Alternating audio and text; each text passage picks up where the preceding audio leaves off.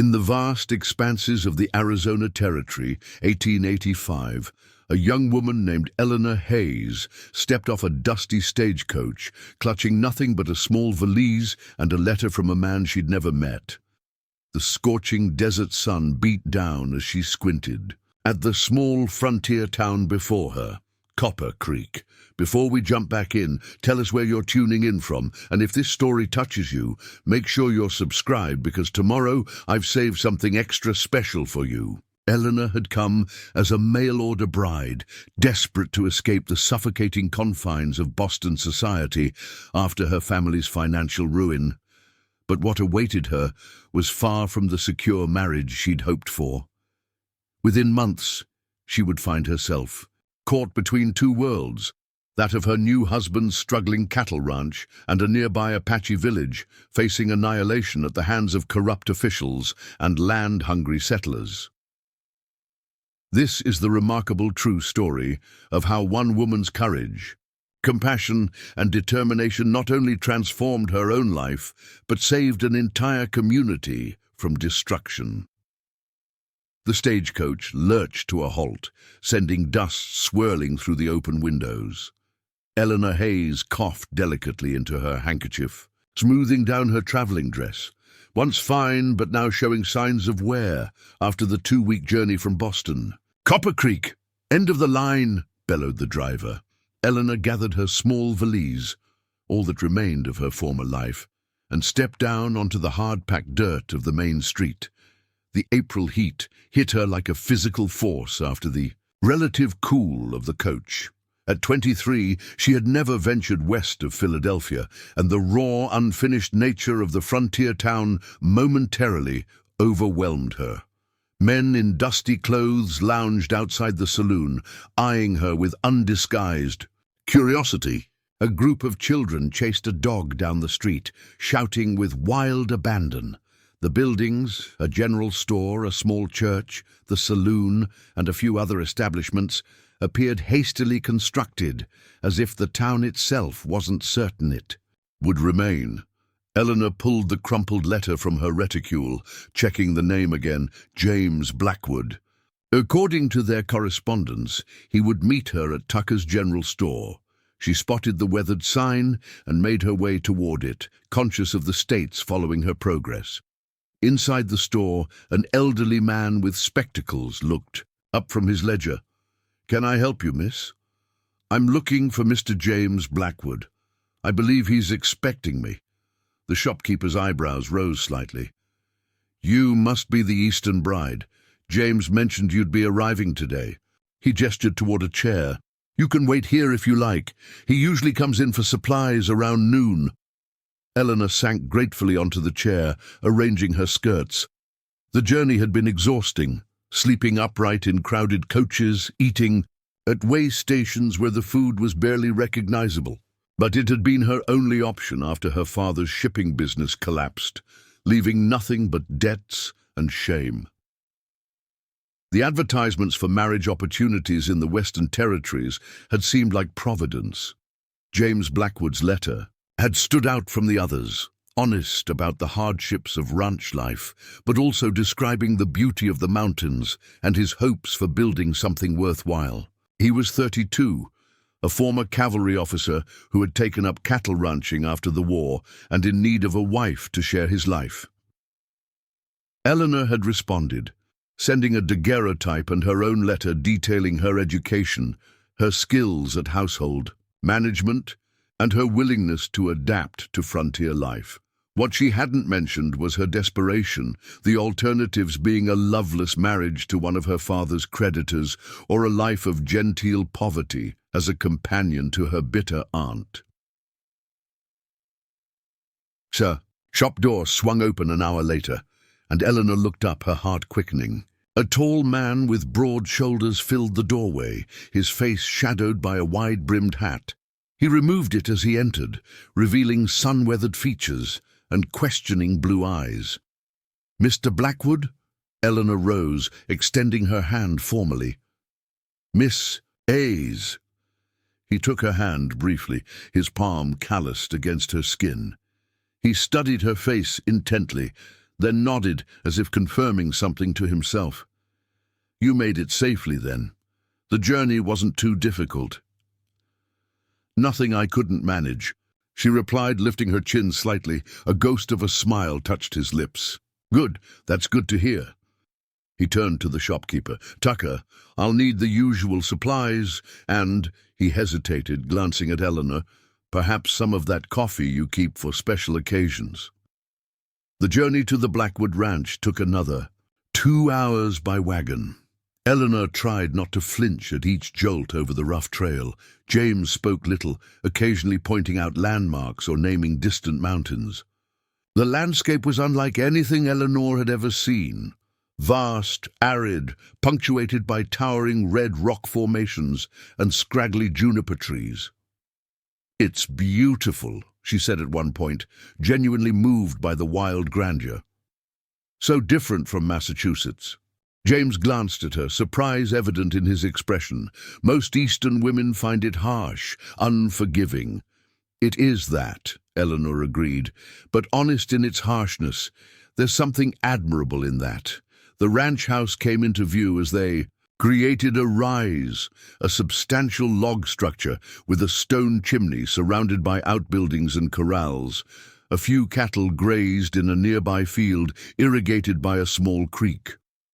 "It isn't much," James said, pulling the wagon to a halt. "Not compared to Boston." "It's more than I expected," Eleanor replied truthfully. The interior of the house was spare but clean, with simple furniture and a few unexpected touches.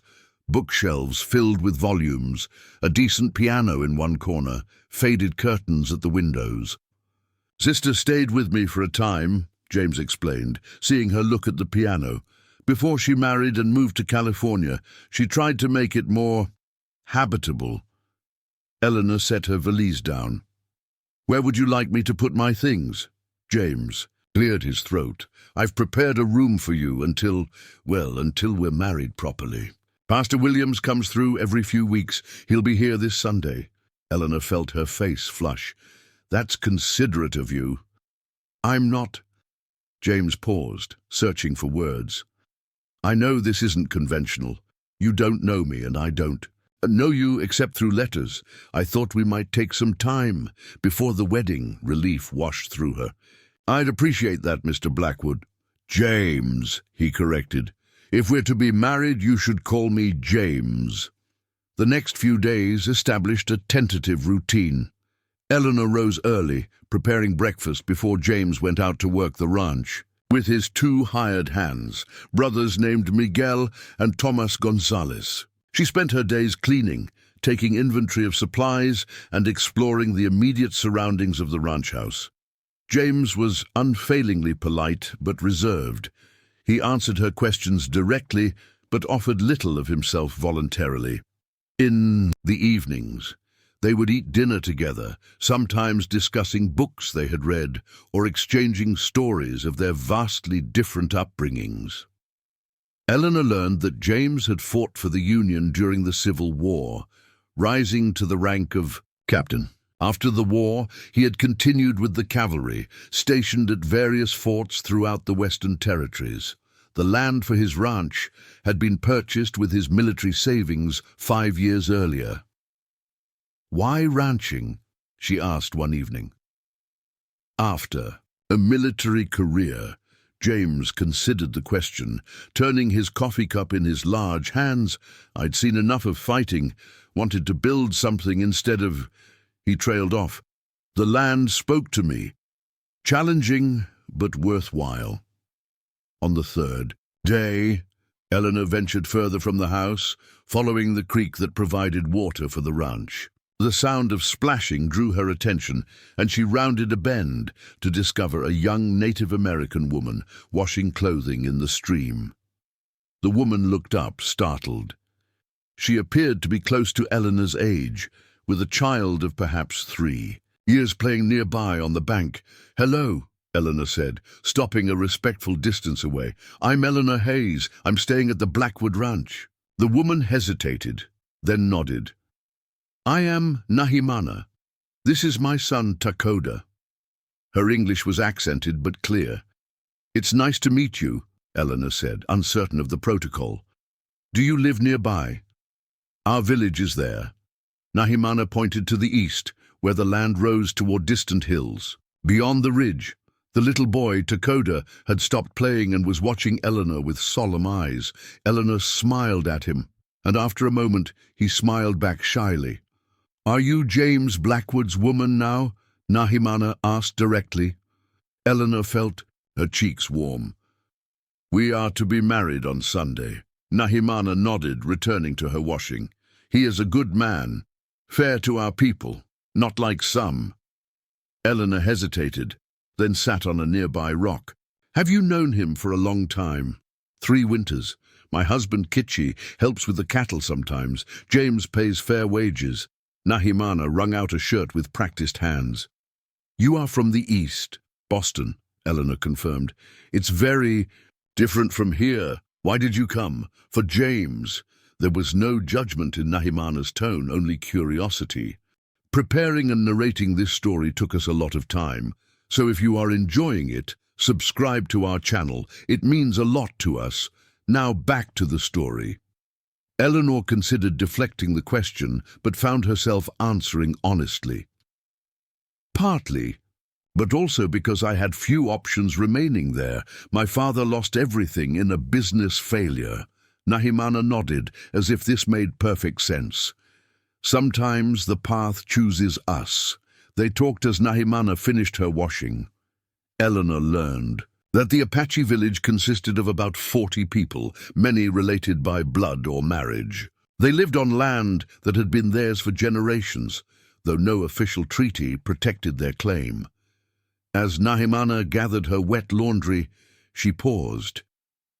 "You should come to the village sometime. Meet the others." "I'd like that," Eleanor said, surprised by the invitation. "If it wouldn't be an intrusion. Come tomorrow, follow the creek past the big red boulder. You will see the path."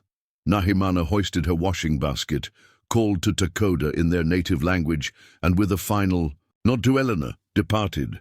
When Eleanor mentioned the encounter to James that evening, his expression grew troubled. "The Apache village has been there longer than any white settlement in the area," he said. "They keep to themselves mostly, but we've built a decent relationship. They've helped me more than once when the creek flooded or when mountain lions were troubling the herd." "Nahimana invited me to visit tomorrow," Eleanor said. "I'd like to go, if you have no objection." James studied her for a moment. "No objection, but there's something you should know." He set down his fork. "There's been trouble brewing. A man named Victor Holloway has been buying up land all through the territory. He's got plans for a major cattle operation and wants the water rights to the creek that runs through both my property and the Apache land." "Can he do that?" Eleanor asked. "Legally? It's complicated. My water rights are documented with my land purchase. The Apache claim is ancestral but not recognized by the territorial government." James's jaw tightened. "Holloway has connections in Santa Fe, and he's not particular about his methods." "What do you mean?"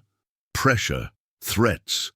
Some ranchers have reported cattle killed or fences cut until they agreed to sell." James shook his head. "I've made it clear. I'm not interested, and so far he's kept his distance. But the Apache village is more vulnerable." Eleanor frowned. "Surely there are laws that protect Indians." James gave a bitter laugh. "Miss Hayes, Eleanor, you're not in Boston anymore. Out here, law is often whatever the man with the most money or the most guns says it is." The following morning, Eleanor followed Nahimana's directions, tracing the creek beyond the ranch boundaries until she spotted the red boulder and the narrow path leading toward the hills. The April sun was warm, but a light breeze made the walk pleasant. The Apache village came into view as she rounded a bend in the path. A collection of traditional wickiups and a few more permanent structures nestled in a protected valley. Children played near the center of the settlement, while women worked at various tasks. Several men were tanning hides or crafting weapons at the perimeter. Activity paused as Eleanor approached, all eyes turning toward her. She faltered, suddenly aware of her intrusion. But then Nahimana emerged from one of the structures and waved. "You came," she said, approaching Eleanor. "Good. Come meet our elder, Hanska. He speaks good English and has been curious about James's new woman." Hanska proved to be a dignified man in his 70s, his face deeply lined but his eyes sharp. And assessing, he greeted Eleanor from where he sat outside his dwelling, gesturing for her to join him. "So you are to be the wife of James Blackwood," he said, his voice stronger than his appearance suggested. "He is respected among our people. Honest, not afraid to stand his ground." "I'm learning that about him," Eleanor replied. "And what of you?" Hanska studied her intently. What kind of woman agrees to marry a man she has never met, in a place she has never seen? The directness of the question might have offended Eleanor in Boston, but here it seemed appropriate. "A woman with few alternatives," she answered truthfully, "but also one who wasn't afraid of hard work or a new beginning." Hanska's weathered face creased in a smile. "A good answer." He gestured around the village. "We know about new beginnings and endings." Throughout the day, Eleanor was introduced to various members of the community. Some were reserved, others openly curious about her. Children eventually overcame their shyness, touching her dress and asking questions about the East. Eleanor found herself enjoying their company, the straightforward interactions a refreshing change from the veiled conversations of Boston society. She observed the women preparing food, weaving baskets, and tending to children with practiced efficiency. Despite the language barrier with some, she managed to communicate through gestures and the translation help of those who spoke English. As the afternoon waned, Nahimana brought Eleanor to a small clearing where several women were preparing herbs and plants for medicinal use. An older woman named Kimimela, who Eleanor learned was the tribe's healer, showed her various preparations with evident pride. "These heal wounds," Kimimela explained, displaying a paste made from crushed leaves. "These for fever," she pointed, to another mixture drying in the sun. Eleanor listened with genuine interest, recognizing some plants from her limited knowledge of herbal remedies, but finding many others unfamiliar. Their lesson was interrupted by shouting from the edge of the village. A young Apache man raced into the clearing, calling out in his native language. The women around Eleanor grew tense, exchanging worried glances. "What's happening?" Eleanor asked Nahimana. "Riders coming," Nahimana replied, her expression grim. "White men, not friends." The village quickly organized itself. Children were ushered into dwellings, while men took up defensive positions at the perimeter. Eleanor found herself guided firmly but gently toward Hanska's wickiup. "You should not be seen," Nahimana explained. "It could make things worse." From the partial shelter of the dwelling, Eleanor watched as 6 riders approached the village. Even at a distance, their attitude was evident in their posture and the casual way they kept their hands near their weapons. The leader, a broad-shouldered man with a florid face beneath his hat, reined in his horse at the edge of the settlement. Hanska walked forward to meet them, his bearing proud despite his age. 2 younger men flanked him, their faces impassive. "Holloway," Eleanor heard Hanska say, "you bring many men to speak words we have already heard." The man called Holloway dismounted, towering over the elderly Apache. "I bring more than words this time, old man. I will bring papers." He withdrew a document from his coat. "Signed by the territorial judge. This land has been officially classified as available for settlement. Your people have no legal claim here." A murmur ran through the gathered Apaches. Hanska remained steady. "We were here before your papers, before your judges. The land knows us as we know it." Holloway's laugh was harsh. "Save the Indian philosophy. You have 2 weeks to clear out. After that, my men will consider anyone remaining to be trespassing, and we deal with trespassers our own way." He swept his gaze across the village, his eyes suddenly locking with Eleanor's, where she stood partially concealed. His expression shifted to surprise, then calculation. "Well, what do we have here? A white woman among the savages?" He strode toward her, ignoring Hanska's protest. Eleanor stepped fully into view, drawing herself up to her full height. "I'm a visitor, sir, a guest of these people." Holloway looked her up and down, taking in her simple but clearly Eastern dress. "And who might you be, ma'am?" "Eleanor Hayes, soon to be Eleanor Blackwood." She emphasized the name, watching recognition flicker in his eyes. "Blackwood's mail-order bride," Holloway said, his tone mocking. "I heard he'd been sent away for one. Didn't expect to find you keeping company with Indians." "I find their company preferable to some I've encountered since arriving in the territory," Eleanor replied evenly. A dangerous smile spread across Holloway's face. "Spirited, I like that." He glanced back at Hanska. 2 weeks old man, and you might want to explain to your new friend here that choosing sides unwisely can have consequences." He tipped his hat with exaggerated courtesy to Eleanor. "Ma'am?" As Holloway and his men rode away, the tension in the village remained palpable. Eleanor turned to Hanska, who was watching the departing riders with ancient, weary eyes. "Is what he said true? About the judge's order?" "The paper may be real," Hanska acknowledged, "but there is no justice in it. What will you do?" The old man sighed. "We have moved many times, each time to worse land, with less water, less game. There are few places left where my people can live as they have always lived." Eleanor felt a surge of indignation. "There must be something that can be done, some way to fight this." Nahimana, who had come to stand beside them, gave Eleanor a measured look. "You care about this? Why? You hardly know us." Eleanor considered the question seriously. "Because it's wrong, and because—" She paused, sorting through her feelings. "Because you welcomed me when you had no reason to. Because this place, this land, should belong to those who understand and respect it." Hanska nodded slowly. "Words easily spoken, action is harder." "Then I'll help you take action," Eleanor said, the determination in her voice surprising even herself. "But first I need to speak with James. He knows this territory, the laws, the people. There must be a way to challenge Holloway's claim." As Eleanor prepared to leave, Nahimana walked with her to the edge of the village. "James is a good man," she said, "but one man alone cannot stand against Holloway and those who support him." "Then we'll find others," Eleanor replied.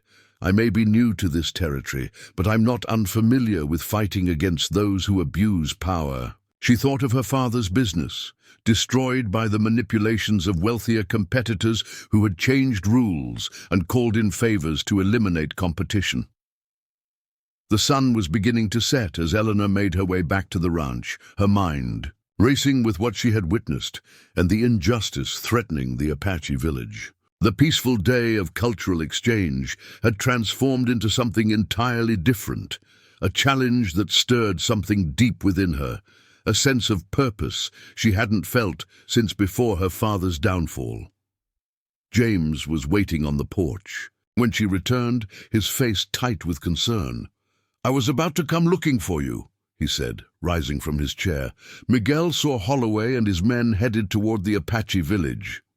"I was there," Eleanor confirmed, climbing the steps to stand before him. "He has a document from a territorial judge declaring the land open for settlement. He's given them 2 weeks to leave." James's expression darkened. "Damn it, I heard he was pushing for this, but I didn't think he'd get a ruling so quickly." He studied her face. "Are you all right? Holloway can be intimidating." "I'm fine," Eleanor said, "but the Apache village won't be if nothing is done." She met his gaze directly. "I want to help them, James. I need to help them. But I don't know how. Not yet." Something shifted in James's eyes. Surprise, certainly, but also a flicker of respect. It's not your fight, Eleanor. I'm making it my fight, she replied firmly.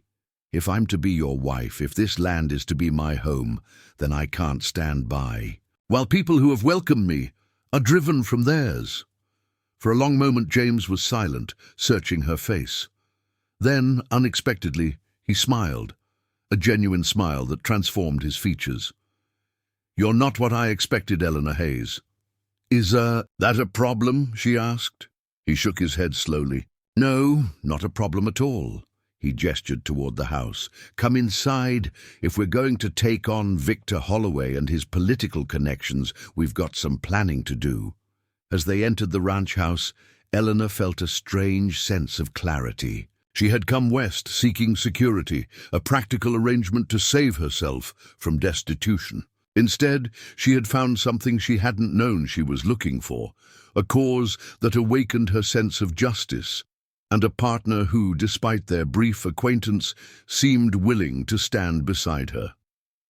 Whatever came next, Eleanor knew with sudden certainty that her decision to answer James Blackwood's advertisement had set her on a path far different and far more significant than she could have imagined.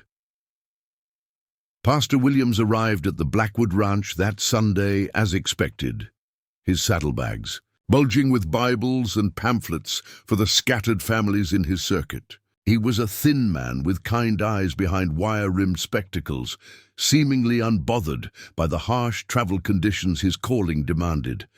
Miss Hayes, he greeted Eleanor warmly. James mentioned in his letter that you'd arrived safely. I trust. The territory hasn't proven too overwhelming. It's been enlightening, Pastor, Eleanor replied, offering him coffee. The wedding ceremony was simple but dignified, held in the ranch house's main room with Miguel and Thomas Gonzalez serving as witnesses. Eleanor wore her best dress, a deep blue traveling outfit she'd carefully preserved for special occasions. James had shaved meticulously and donned a clean white shirt with his least worn trousers. As they exchanged vows, Eleanor found herself studying the man who was becoming her husband. His hands were steady as he placed a simple gold band on her finger, an heirloom, he'd explained, that had belonged to his mother. His eyes, when they met hers, were honest and direct.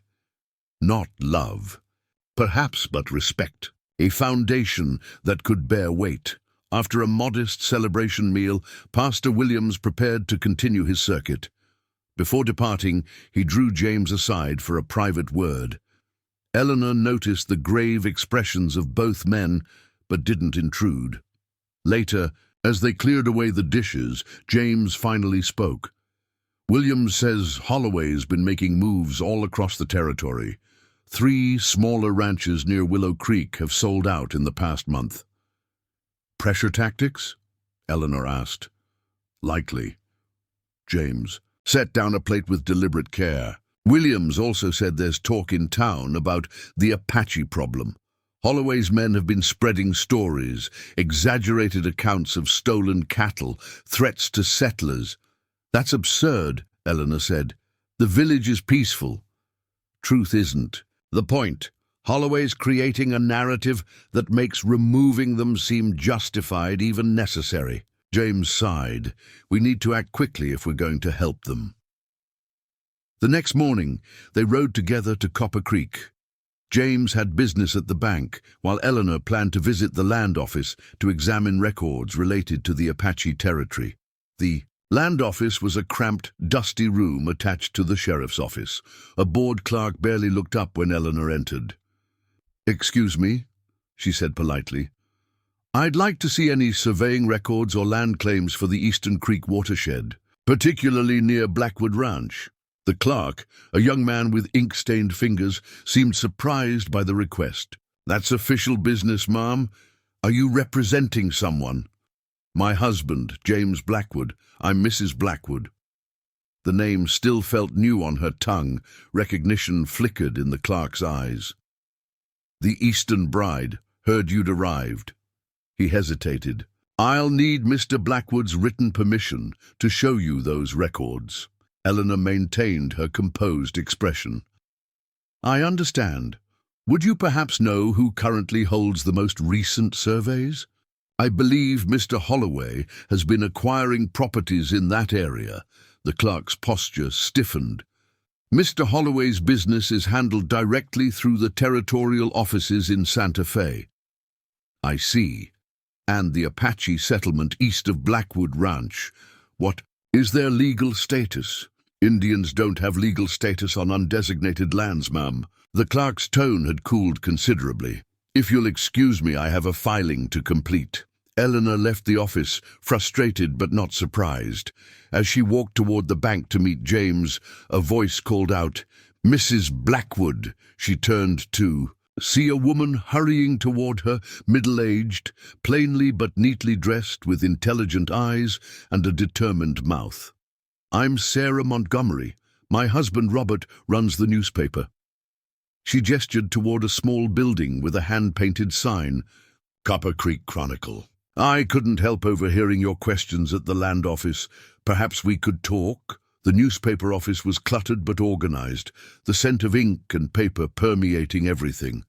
Robert Montgomery, a bearded man with a printer's apron, nodded distractedly at Eleanor before returning to his press. "Don't mind him," Sarah said, clearing papers from a chair. "He's rushing to get tomorrow's edition ready. Now, you were asking about the Apache land and Holloway." "You seem well informed," Eleanor observed. "In a town this size, everyone knows everyone's business, but not everyone prints it." Sarah's smile was wry. "Robert and I came here 5 years ago from Chicago. We believed the frontier needed honest reporting, not just boosterism and advertisements. Has that made you popular?" "Hardly, but we've earned respect from some. Others." She shrugged. "Let's just say Mr. Holloway cancelled his advertisements after our piece questioning the water rights redistribution plan. For the next hour, Sarah filled Eleanor in on Victor Holloway's operations. He had arrived in the territory 3 years earlier, flush with Eastern investors' money and connections to territorial officials. His vision was ambitious, a cattle empire spanning thousands of acres, with complete control of water access throughout the region. "The Apache village sits at a critical juncture," Sarah explained. "Their portion of the creek provides water to 3 different watersheds during the spring melt. Control that, and you control ranching possibilities for miles around." "But they've been there for generations," Eleanor protested. "Surely that counts for something." Sarah's expression was sympathetic but realistic. "Not without documentation, it doesn't, and certainly not for Indians." "There must be some recourse," Eleanor insisted. "Some way to establish their prior claim." Sarah hesitated. "There might be. Years ago, before the territory changed hands, a Spanish land grant designated certain areas as protected for indigenous peoples. The original documents were filed in Santa Fe, but copies existed. One was supposedly kept by the Catholic mission that once stood near here. Where is it now?" "The mission was abandoned during the Apache Wars. Most records were taken to Santa Fe, but local legend says the priest hid important documents somewhere on the mission grounds." Sarah smiled at Eleanor's expression. "It's probably just a story." "Or it might be true," Eleanor countered. "Where exactly was this mission?" "About a day's ride northwest of here. Not much left now, but ruins." Eleanor met James at the bank as planned, her mind racing with possibilities. His business had been productive. He'd secured an extension on his loan payments, buying them time to address the Apache situation before needing to focus on ranch finances. As they rode home, Eleanor shared what she'd learned from Sarah Montgomery. James listened thoughtfully. "The old mission ruins," he mused. "I passed them while tracking stray cattle. Not much left, as Sarah said, but if there's even a chance of finding documentation that could help the Apache case, we should go there." Eleanor said decisively. "Search the ruins." James studied her with that now familiar look, surprise mingled with growing respect. "It won't be easy terrain, and Holloway has men watching the main trails." "Then we'll take the less traveled paths," Eleanor replied. The East had taught her determination. The West was teaching her boldness. They informed the Gonzalez brothers of their plans, arranging for them to oversee the ranch during the 2-day absence. Then, before returning home, they made one more stop in town, at Tucker's general store, where Eleanor purchased sturdy riding clothes more practical than her Eastern dresses. Back at the ranch, Eleanor wrote a quick note to Nahimana, explaining their plan to search for documents that might help secure the Apache claim to their land. She asked Miguel to deliver it discreetly to the village. "Be careful," he warned as he took the folded paper. "Holloway's men, they watch the trails now. Yesterday, I saw 2 of them near the north pasture." That evening, as Eleanor packed supplies for their journey, she found James studying a map at the kitchen table. "There's an old hunting trail here," he said, tracing a faint line with his finger. "It adds half a day to the journey, but keeps us away from the main routes where Holloway's men patrol." Eleanor set down her mending and examined the map. "Will the mission ruins be difficult to search? Parts of the structure collapsed years ago. The remaining walls are unstable." He glanced at her. "It's not too late to reconsider. This isn't what you came west for." Eleanor met his gaze steadily. "Actually, I'm beginning to think it might be exactly what I came west for." At his questioning look, she continued, "In Boston, I watched my father's business destroyed by men who manipulated the system, who used their power to take what wasn't theirs. I felt helpless then. I don't intend to feel that way again." James nodded slowly. "We leave at first light." They departed. Before dawn, the eastern sky just beginning to lighten as they rode away from the ranch house. Eleanor, dressed in her new practical attire, split skirt, sturdy boots, and a man's shirt altered to fit her frame, felt a strange exhilaration, despite the seriousness of their mission. The terrain grew increasingly rugged as they followed. The hunting trail James had identified. By midday, they were traversing a landscape of jutting red rocks and deep arroyos, the sun beating down mercilessly. Eleanor's Eastern upbringing had never prepared her for such conditions, but she rode without complaint, focusing on the steady rhythm of her horse's gait. They made camp that night in a sheltered hollow, keeping their fire small to avoid detection. As they shared a simple meal of beans and hardtack, conversation flowed more easily than it had at the ranch. Perhaps it was the shared purpose of their journey, or perhaps the remoteness of their surroundings stripped away some of the formality between them. "You ride well," James commented. "Better than I expected." "My father believed women should know how to ride properly, not just perch side saddle for show," Eleanor replied. "It was one of his more progressive notions." "Tell me about him," James said, surprising her.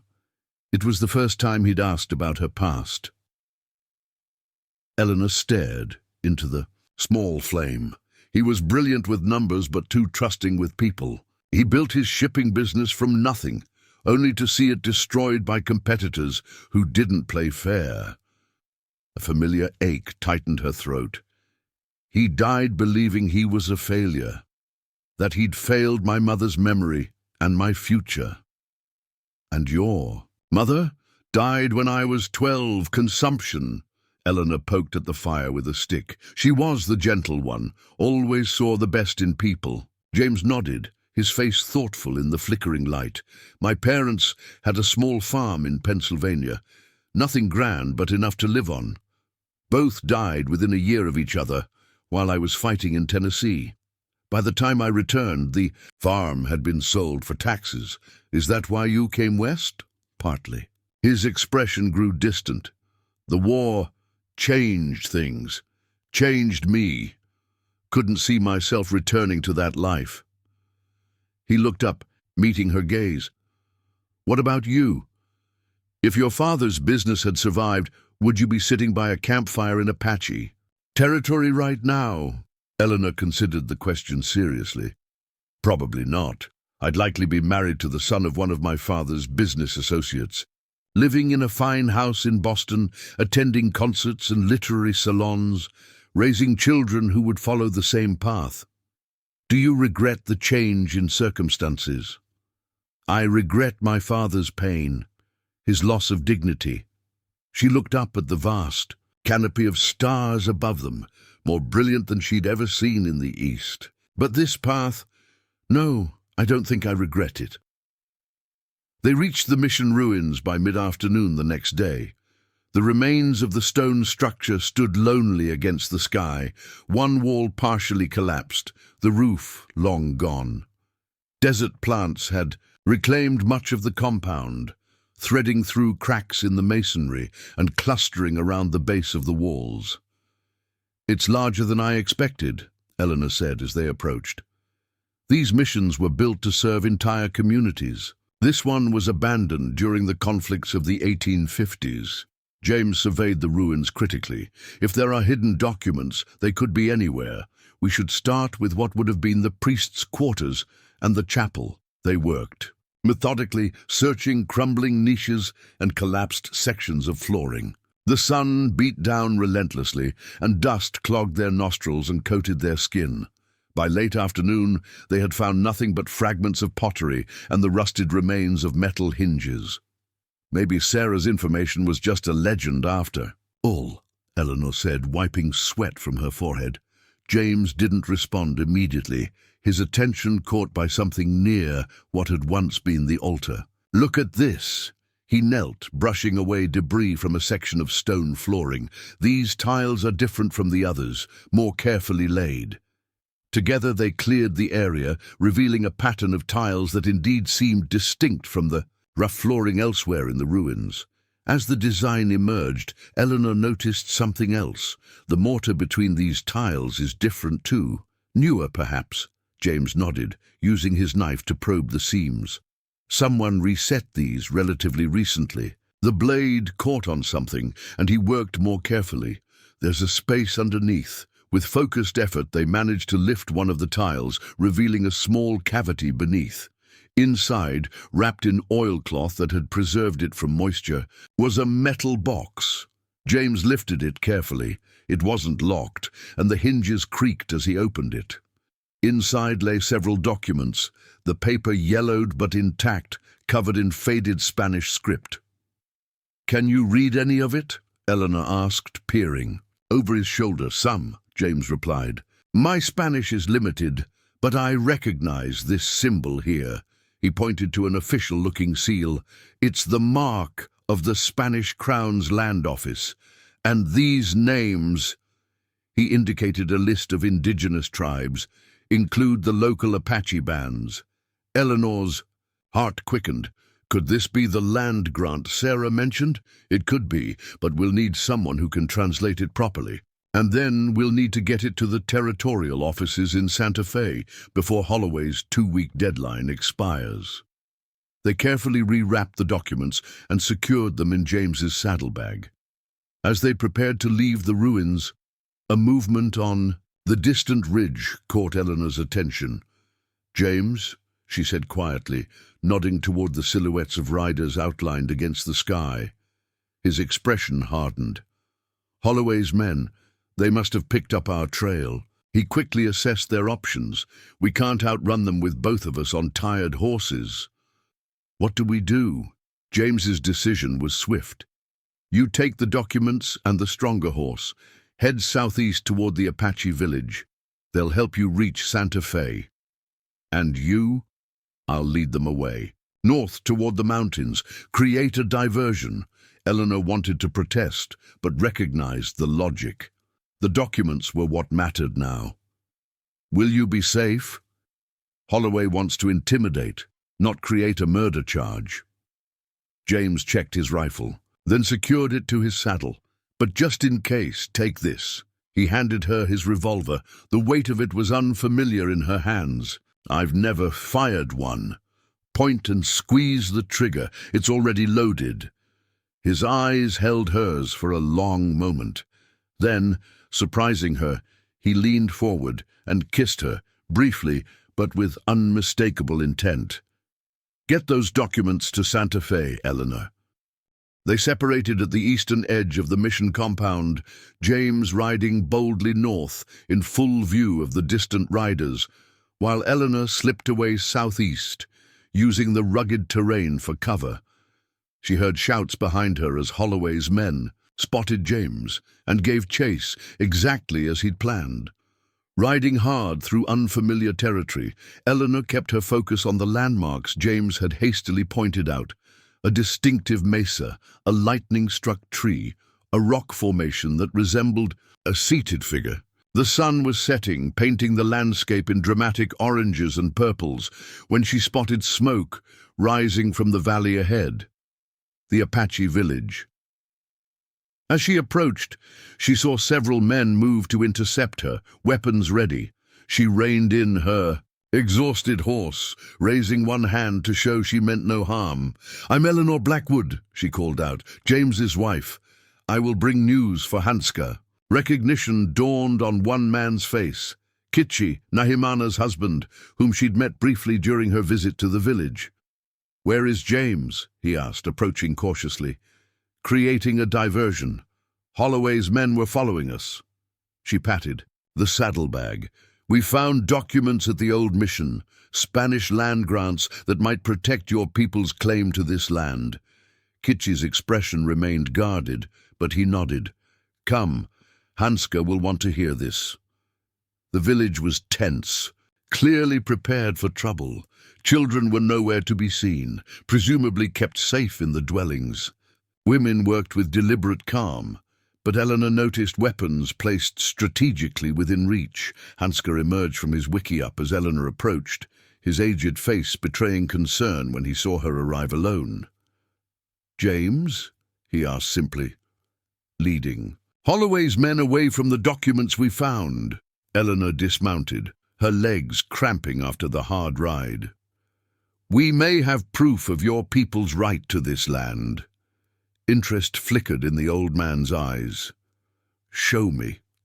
Inside his dwelling, illuminated by a small fire, Eleanor carefully unwrapped the documents. Hanska examined them with surprising familiarity. "I have seen papers like these before, as a young man," he said. "When the Spanish still claimed this territory, they granted our people rights to hunt and live on these lands." He traced the faded script with a weathered finger. "But will the Americans honor what the Spanish promised?" "They should," Eleanor said. "Under the treaty that transferred the territory, pre-existing land rights were to be respected.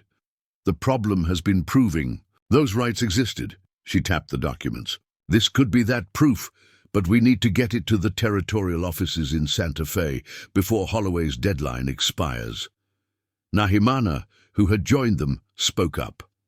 "Santa Fe is 5 days' hard ride from here, and Holloway's men watch the trails," Kitchi added. Eleanor felt the weight of exhaustion pressing down, but pushed it aside.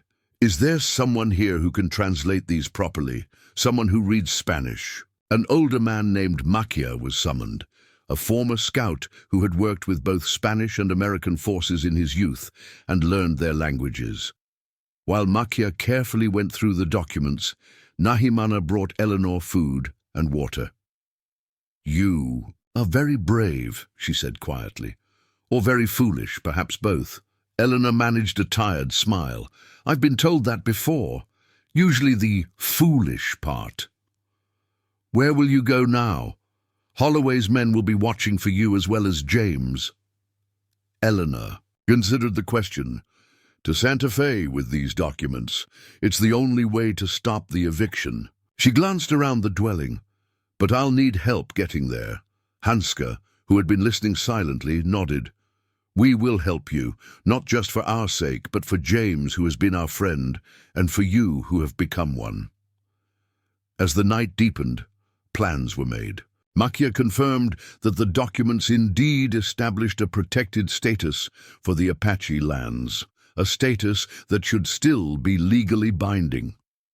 2 young men from the village would accompany Eleanor to Santa Fe, taking routes known only to the Apache that would avoid Holloway's patrols.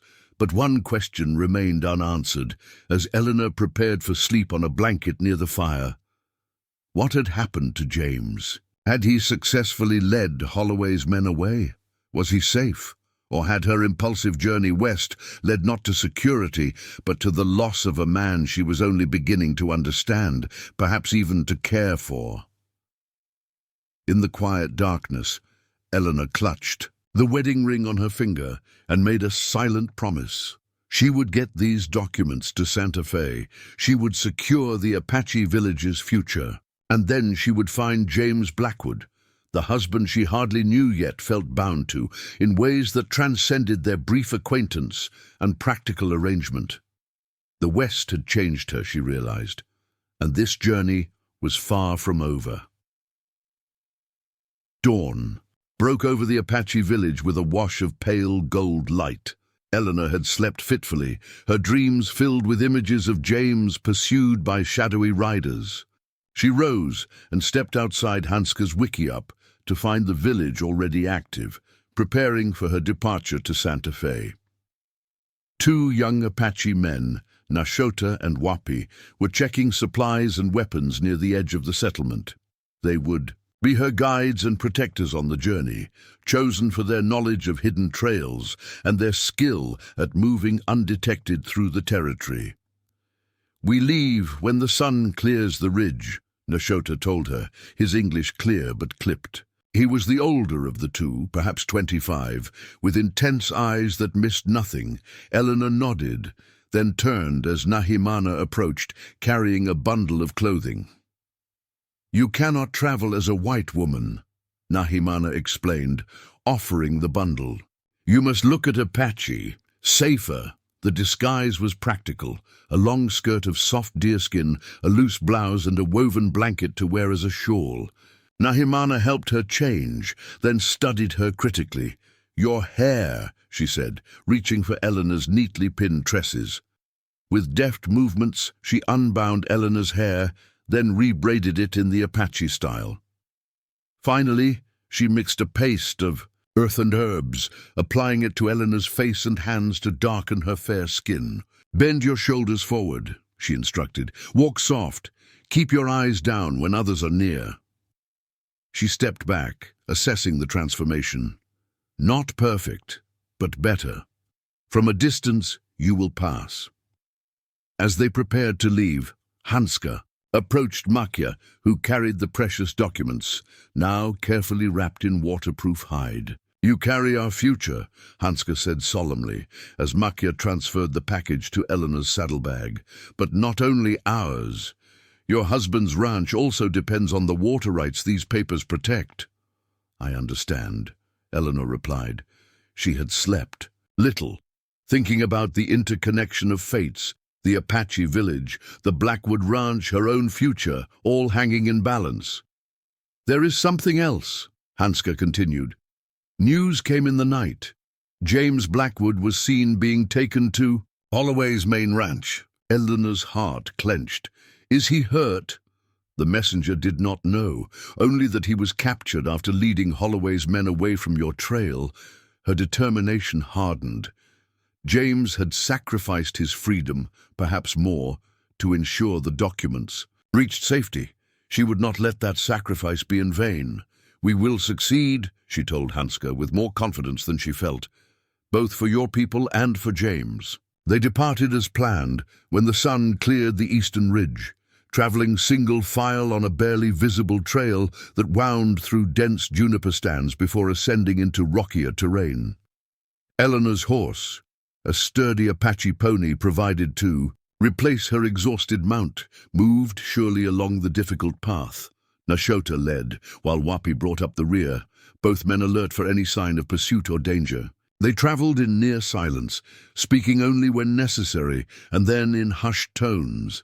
Eleanor found the quiet oddly comforting, allowing her to focus on the journey and push aside fears about James's fate. By midday, they had climbed high enough to look back over the valley containing the Apache village, and further in the distance, the Blackwood ranch. From this elevation, the landscape revealed itself as a complex network of watersheds and grazing lands. Eleanor understood more clearly why Holloway coveted this region. Controlling it meant controlling the future of ranching for miles around. "How much farther to Santa Fe?" she asked during a brief rest. "5 days," Nashota replied. "Maybe 4 if we push hard and have no trouble." The immensity of the journey ahead settled over her. Holloway's deadline for the Apache evacuation was less than 2 weeks away. Even if they reached Santa Fe quickly, navigating the territorial bureaucracy would take time they might not have. They made camp that night in a sheltered hollow beneath a sandstone overhang. No fire was lit. They ate, dried meat and drank water from canteens, watching the stars emerge in the vast desert sky. "Why do you help?" Wapi asked suddenly. He was younger than Nashota, perhaps 20, with a more open curiosity. "White women don't usually care about Apache land." Eleanor considered the question. "It began with a sense of justice," she said. "Finally, what's happening to your people isn't right, but now—" She thought of James, of the ranch, of the connections she'd formed in her brief time in the territory. "Now it's also about protecting what I'm beginning to think of as home." Wapi nodded, seemingly satisfied with her answer. The next morning brought complications. As they descended from the higher elevations, Nashota spotted dust clouds to the south. Riders, moving fast. "Holloway's men?" Eleanor asked, squinting at the distant figures. "Maybe, or army patrol." Nashota's expression was grim. "Either way, not good for us. We go north, then circle back." The detour added precious hours to their journey, forcing them through rugged terrain that slowed their progress considerably. By evening, Eleanor's muscles ached from the constant tension of navigating difficult trails, but she voiced no complaints. Each mile brought them closer to Santa Fe, closer to help for the Apache village, and hopefully for James. They made camp in a dry streambed, concealed by high banks on either side. As Wapi secured the horses, Nashota pulled Eleanor aside. "Tomorrow, we will reach the trading post at Juniper Springs," he explained. "Last chance for water before a long stretch, but dangerous. Many eyes. Holloway's men might be watching it." Nashota nodded. "And others who would notice Apache with white woman. You must be very careful. Speak little. Stay back." Eleanor understood. The risk. Her disguise might pass casual inspection, but it wouldn't withstand scrutiny from anyone familiar with the Apache people. The trading post appeared around midday the following day, a collection of rough buildings surrounding a natural spring. Several wagons were already gathered there, along with a handful of riders watering their horses. Nashota gave final instructions as they approached. "I will get water and supplies. You stay with horses. Wapi watches from the ridge." He pointed to a nearby elevation where Wapi had already disappeared, positioning himself as a lookout. Eleanor kept her head down as Nashota led their horses to the edge of the activity. She remained mounted, shrouded in her blanket despite the heat, while he took their canteens to fill at the spring. From beneath her lowered lashes, she observed the trading post's inhabitants, a mix of settlers, traders, and what appeared to be ranch hands. No immediate sign of Holloway's men, but the knot of tension in her stomach didn't ease. A commotion near the main building drew her attention. 2 men had emerged, one a burly, red-faced trader, the other a well-dressed gentleman whose bearing screamed authority. Eleanor instinctively pulled her blanket closer, but not before catching fragments of their conversation. "Anduri's reward for information. Blackwood woman. Papers valuable to territorial interests." Her pulse quickened. They were looking for her specifically. Holloway must have guessed she'd recovered documents from the mission and was now attempting to intercept her before she reached Santa Fe. Nashota returned with the filled canteens, his expression unchanged but his movements slightly quicker.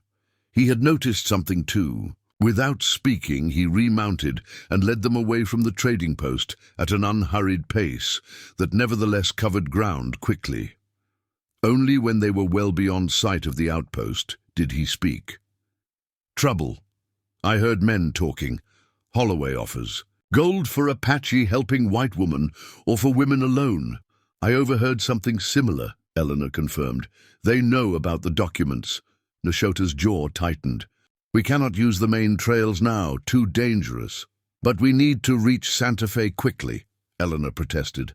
Better slow than dead, was his simple reply. Whoopi rejoined them as dusk approached, confirming their fears. Riders had left the trading post shortly after their departure, heading in multiple directions. The search for them was intensifying. That night, huddled in yet another makeshift camp without fire or comfort, Eleanor found herself fighting despair. The journey was taking longer than expected. Holloway's men were actively pursuing them, and James remained a captive. She withdrew the documents from their hiding place, studying the faded Spanish script by moonlight as if it might yield new insights. "You read this?" Whoopi asked, noticing her attention. "Not well. I recognize place names, dates." She traced a section where the Apache tribe was clearly named. "This establishes your people's right to the land and water." Whoopi nodded thoughtfully. "Old Chief Maca spoke of such papers," said Spanish soldiers. "Gave them long ago. No one believed." "Well, these will make people believe," Eleanor said with more confidence than she felt. "Once we reach Santa Fe." The next day brought new challenges. A spring storm swept across the desert, bringing driving. Rain that reduced visibility and turned the trails to mud. They pressed on despite the conditions, all three now acutely aware of how precious each hour had become. By late afternoon, the storm had passed, but it left their clothing sodden and their spirits dampened. As they created a rise, Nashota abruptly signaled for them to halt. Before Eleanor could ask why, she heard it too. Voices carried on the wind from the valley below. Cautiously, they advanced to a position where they could observe without being seen. A small camp had been established near a stream. 4 men, their horses picketed nearby. Even from a distance, Eleanor recognized 2 of them as riders who had been at the trading post. "Holloway's men," she whispered. "They're blocking our path." Nashota surveyed the situation with calculating eyes. "Too many to fight. We go around." "That will take hours we don't have," Eleanor protested. "Other choice?" Nashota challenged. Eleanor studied at the camp again. An idea began to form, desperate perhaps, but potentially effective. "We need a diversion, something to draw them away from their position." Whoopi's eyes lit with understanding. "Like James did for you." The reminder of James's sacrifice strengthened her resolve. "Exactly like that, but this time no one gets captured." Their plan took shape quickly. Using the remaining daylight, Whoopi would circle wide around the camp and then create a disturbance to the north, driving a small herd of wild horses they'd spotted earlier toward the stream crossing. In the confusion, Eleanor and Nashota would slip past to the south, rejoining Whoopi at a landmark pinnacle rock several miles ahead. As dusk deepened into night, they set the plan in motion. Eleanor and Nashota positioned themselves on a small rise, waiting for Whoopi's signal. The minutes stretched interminably, each sound from the camp below setting Eleanor's nerves on edge. Finally it came, a distant whinny, followed by the drumming of many hooves. The wild horses appeared at the far end of the valley, running hard, driven by Whoopi's expertly thrown stones and shouts. The men in the camp scrambled to secure their own mounts, which were pulling at their picket lines in response to the approaching herd. Shouts of alarm rose as the men realized their horses might break free and join the stampede. "Now," Nashota whispered, already moving down the slope. They stayed low, using the growing darkness and the chaos of the stampede as cover. Eleanor's heart pounded as they crossed the open ground between their hiding place and the trail beyond the camp. 50 yards, 30, 10. "Hey, there, by the rocks!" The shout froze Eleanor mid-stride. One of Holloway's men had spotted them, was now pointing in their direction. 2 others turned, reaching for weapons. "Run!" Nashota urged, pushing her forward. They abandoned stealth for speed, racing for the shelter of a boulder-strewn slope. Beyond the camp, shots rang out behind them, bullets whining off rocks uncomfortably close. Eleanor stumbled once, but kept her footing. Driven by desperation and fear, they reached the rocky slope and scrambled upward, using the terrain for cover as they climbed. More shots followed, but with less accuracy as darkness and distance increased. Finally, breathless and scraped from the climb, they reached a position of relative safety among a tumble of giant boulders. "They will follow," Nashota said grimly, checking that the precious documents were still secure. "But not tonight," Eleanor replied. "Not in the dark, on unfamiliar ground." At first light, they hunt again. He gestured toward a narrow cleft between boulders. "We rest here, then move before dawn." The night passed in uneasy vigilance, neither of them sleeping more than fitful moments. As the eastern sky began to lighten, they set out again, following a precipitous route along the rocky ridge that would be difficult to track. "Will Wappy find us?" Eleanor asked as they descended the far side of the ridge. "He knows where to go, and he knows these lands better than Holloway's men." By mid-morning, they had covered several miles of difficult terrain, putting distance between themselves and their pursuers. They paused at a small seep spring to refill canteens, both scanning the landscape continuously for signs of danger. "How much farther to the meeting point with Wappy?" Eleanor asked. 2 hours, maybe less." Nashota pointed to a distinctive spire of rock visible on the horizon. "There." They had just resumed their journey when Nashota suddenly stiffened, raising a hand for silence. Eleanor froze, straining to hear what had alerted him. Then she caught it too, the distant sound of hoofbeats coming from the direction they were heading. "Holloway's men," she whispered. Nashota shook his head slightly. Different sounds, more horses, maybe soldiers. The approaching riders appeared. On the trail ahead, a patrol of U.S. cavalry, their blue uniforms distinct even at a distance. 8 men, led by an officer whose insignia gleamed in the sunlight. Eleanor felt a surge of conflicting emotions. The army might provide safe passage to Santa Fe, but they might also question an Apache man traveling with a woman of unclear status. And what of Wappy, who was supposed to meet them ahead? "What do we do?" she asked Nashota. He assessed the situation with a hunter's eye. "They have seen us already. Better to meet them than run." "But," he fixed her with an intense gaze, "you must speak. Be white woman again. Say I am your guide, hired by your husband." Eleanor nodded, hastily adjusting her clothing and wiping at the remaining earth paste on her face. She unbraided her hair, letting it fall loose around her shoulders in a more European style. The patrol approached cautiously, rifles not quite aimed at them but ready. The officer raised a hand, signaling his men to halt at a short distance. "Ma'am," he called, addressing Eleanor. "Identify yourself, if you please." Eleanor straightened her spine, summoning every ounce of her Boston upbringing. "I am Mrs. Eleanor Blackwood, wife of James Blackwood of Copper Creek. This is Nashota, our guide. We're traveling to Santa Fe on urgent business concerning land." "Rights." The officer's eyebrows rose slightly. "Lieutenant Michael Harrington, 7th Cavalry." He studied them with open curiosity. "You're a long way from established trails, Mrs. Blackwood." "We have reason to believe men employed by Victor Holloway are attempting to intercept us," Eleanor replied. "We've been taking less traveled routes for safety." At the mention of Holloway's name, something shifted in Harrington's expression. "Interesting. We've had reports of Holloway's men operating beyond their authority in this region, interfering with legal travelers, threatening homesteaders." Hope flickered in Eleanor's chest. "Lieutenant, we're carrying documents of significant importance to the Territorial Land Office, Spanish land grants that establish prior claims for both my husband's ranch and the Apache settlement near Copper Creek.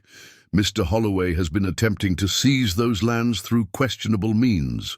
Harrington dismounted, approaching them with a more measured demeanor. "May I see these documents?" Eleanor nodded to Nashota, who carefully withdrew the wrapped package from his saddlebag and presented it to Harrington. The lieutenant examined the papers with evident recognition of their significance. "These appear authentic," he said finally, "similar to documents I've seen in Santa Fe during land claim disputes." He refolded them carefully. "Mrs. Blackwood, I believe you may indeed have something worth the territorial governor's attention." "Then you'll help us reach Santa Fe?" Eleanor asked. "Better than that," Harrington replied. "We're under orders to investigate reports of illegal intimidation by private interests in this region. Your testimony and these documents could be valuable to that investigation." He gestured to one of his men. "Corporal Lewis will escort you directly to Santa Fe with a portion of our patrol. The rest of us will continue our assigned route." Relief washed through Eleanor, tempered by a new concern. "Lieutenant, there's something else. My husband, James Blackwood, has been detained by Holloway's men, and another of our guides, Whoopi, is supposed to meet us ahead. He's Apache as well."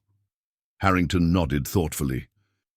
"We'll keep an eye out for your other guide. As for your husband," his expression hardened slightly, "if Holloway is holding an American citizen against his will, that falls squarely within our jurisdiction to investigate."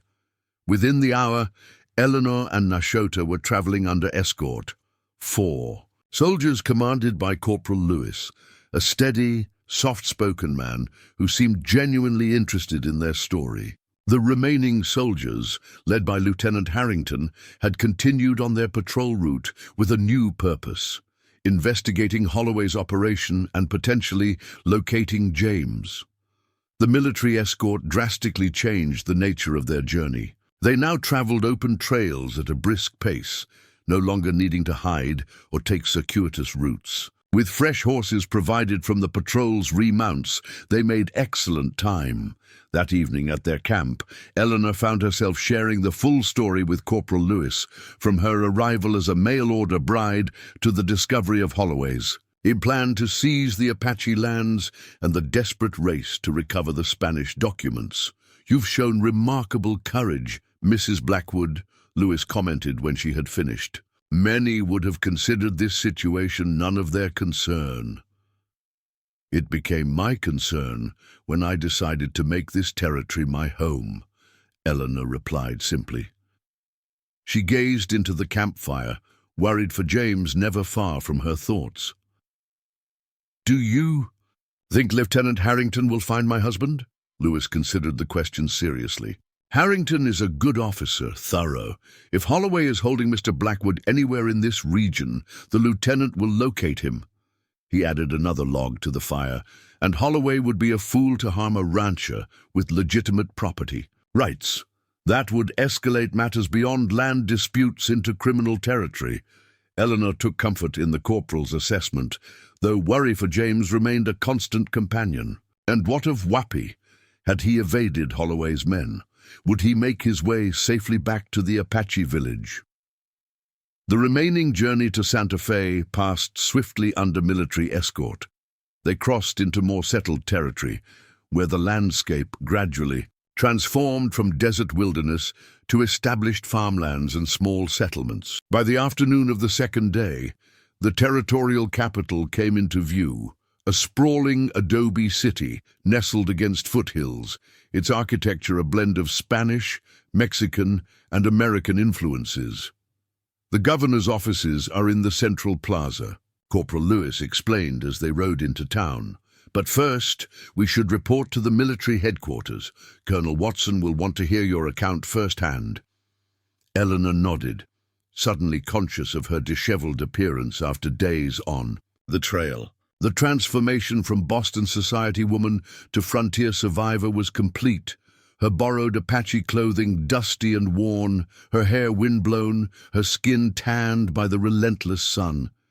Yet as they rode through Santa Fe's streets, drawing curious glances from townspeople, Eleanor felt a strange new confidence. She had traveled hundreds of miles through hostile territory, evaded pursuers, and secured vital documents that might save both the Apache village and her new home. Now, as they approached the military headquarters where her story would finally be heard by those with the power to act, Eleanor Blackwood, once a desperate mail-order bride with few options, straightened her shoulders and lifted her chin. The final chapter of this journey was about to begin. Colonel Thomas Watson of the U.S. Army Territorial Command was not what Eleanor had expected.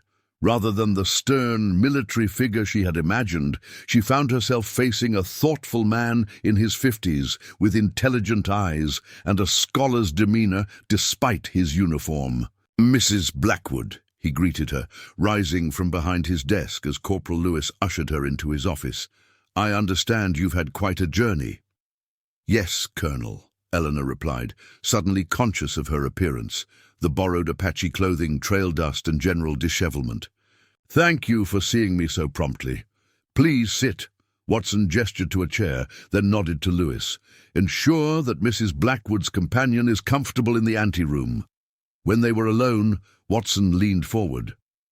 "Corporal Lewis has given me a preliminary report, but I'd like to hear the full story from you directly." For the next hour, Eleanor recounted everything, from her arrival as James's mail-order bride to the discovery of Holloway's plans for the Apache lands, the recovery of the Spanish land grant documents, James's capture, and their perilous journey to Santa Fe. Watson listened without interruption, occasionally making notes. When she finished, he sat back in his chair. "These documents," he said finally. "May I see them?" Eleanor carefully unwrapped the package Nashota had entrusted to her before they entered the colonel's office. The Spanish land grants, yellow with age but still legible, lay between them on the polished surface of Watson's desk. The colonel examined them with the care of someone accustomed to historical documents. "These appear authentic," he said after several minutes. "Similar to other Spanish grants that have been honored by the territorial government." Hope surged in Eleanor's chest. "Then they're sufficient to protect the Apache village and my husband's water rights." "Potentially, yes." Watson's expression was cautious. "But there are complications. Victor Holloway has powerful connections in the territorial administration. He's been instrumental in bringing Eastern investment to the region, something Governor Albright values highly." "More highly than justice?" Eleanor couldn't keep the edge from her voice. A ghost of a smile touched Watson's lips. "You speak your mind, Mrs. Blackwood. Refreshing in this political environment." He tapped the documents thoughtfully. "The fact is, these grants present a legal obstacle to Holloway's plans, regardless of his connections, but ensuring they're properly recognized will require presenting them to the Territorial Land Commissioner, and doing so before Holloway can mobilize opposition." "How quickly can that happen?" "The Commissioner is currently in the capital. I can arrange a meeting tomorrow morning." Watson studied her with a new assessment. "You should be present. Your testimony regarding how these documents were recovered will be important." Eleanor nodded, determination overriding her exhaustion. "And my husband? Is there anything that can be done to secure his release?" "Lieutenant Harrington is investigating as we speak.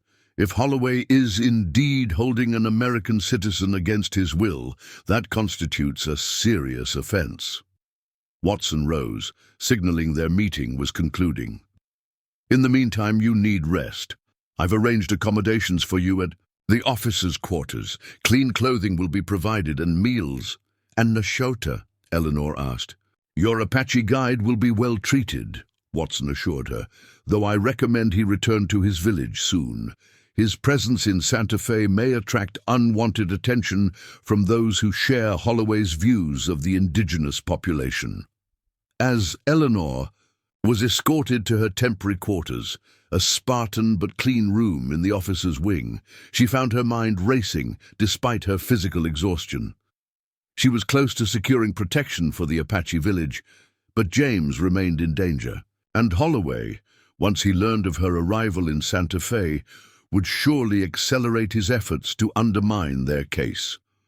A young female army nurse named Sarah helped Eleanor bathe and provided clean clothing, a simple dress donated by an officer's wife that fit well enough for propriety.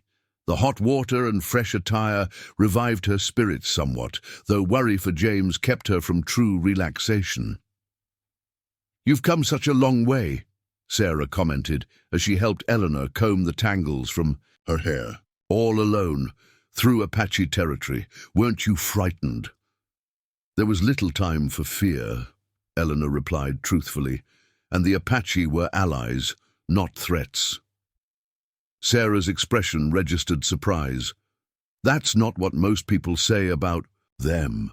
Most people haven't lived alongside them," Eleanor said, "or seen the threat they face from men like Holloway." After a simple but nourishing meal brought to her room, Eleanor finally surrendered to sleep, her last thoughts of James and the uncertain days ahead. She awoke to sharp knocking. Disoriented momentarily, she called out, "Yes, who is it?" "Corporal Lewis, ma'am. Colonel Watson requests your presence immediately. There's been a development." Dread pooled in Eleanor's stomach as she hastily dressed. Had something happened to James?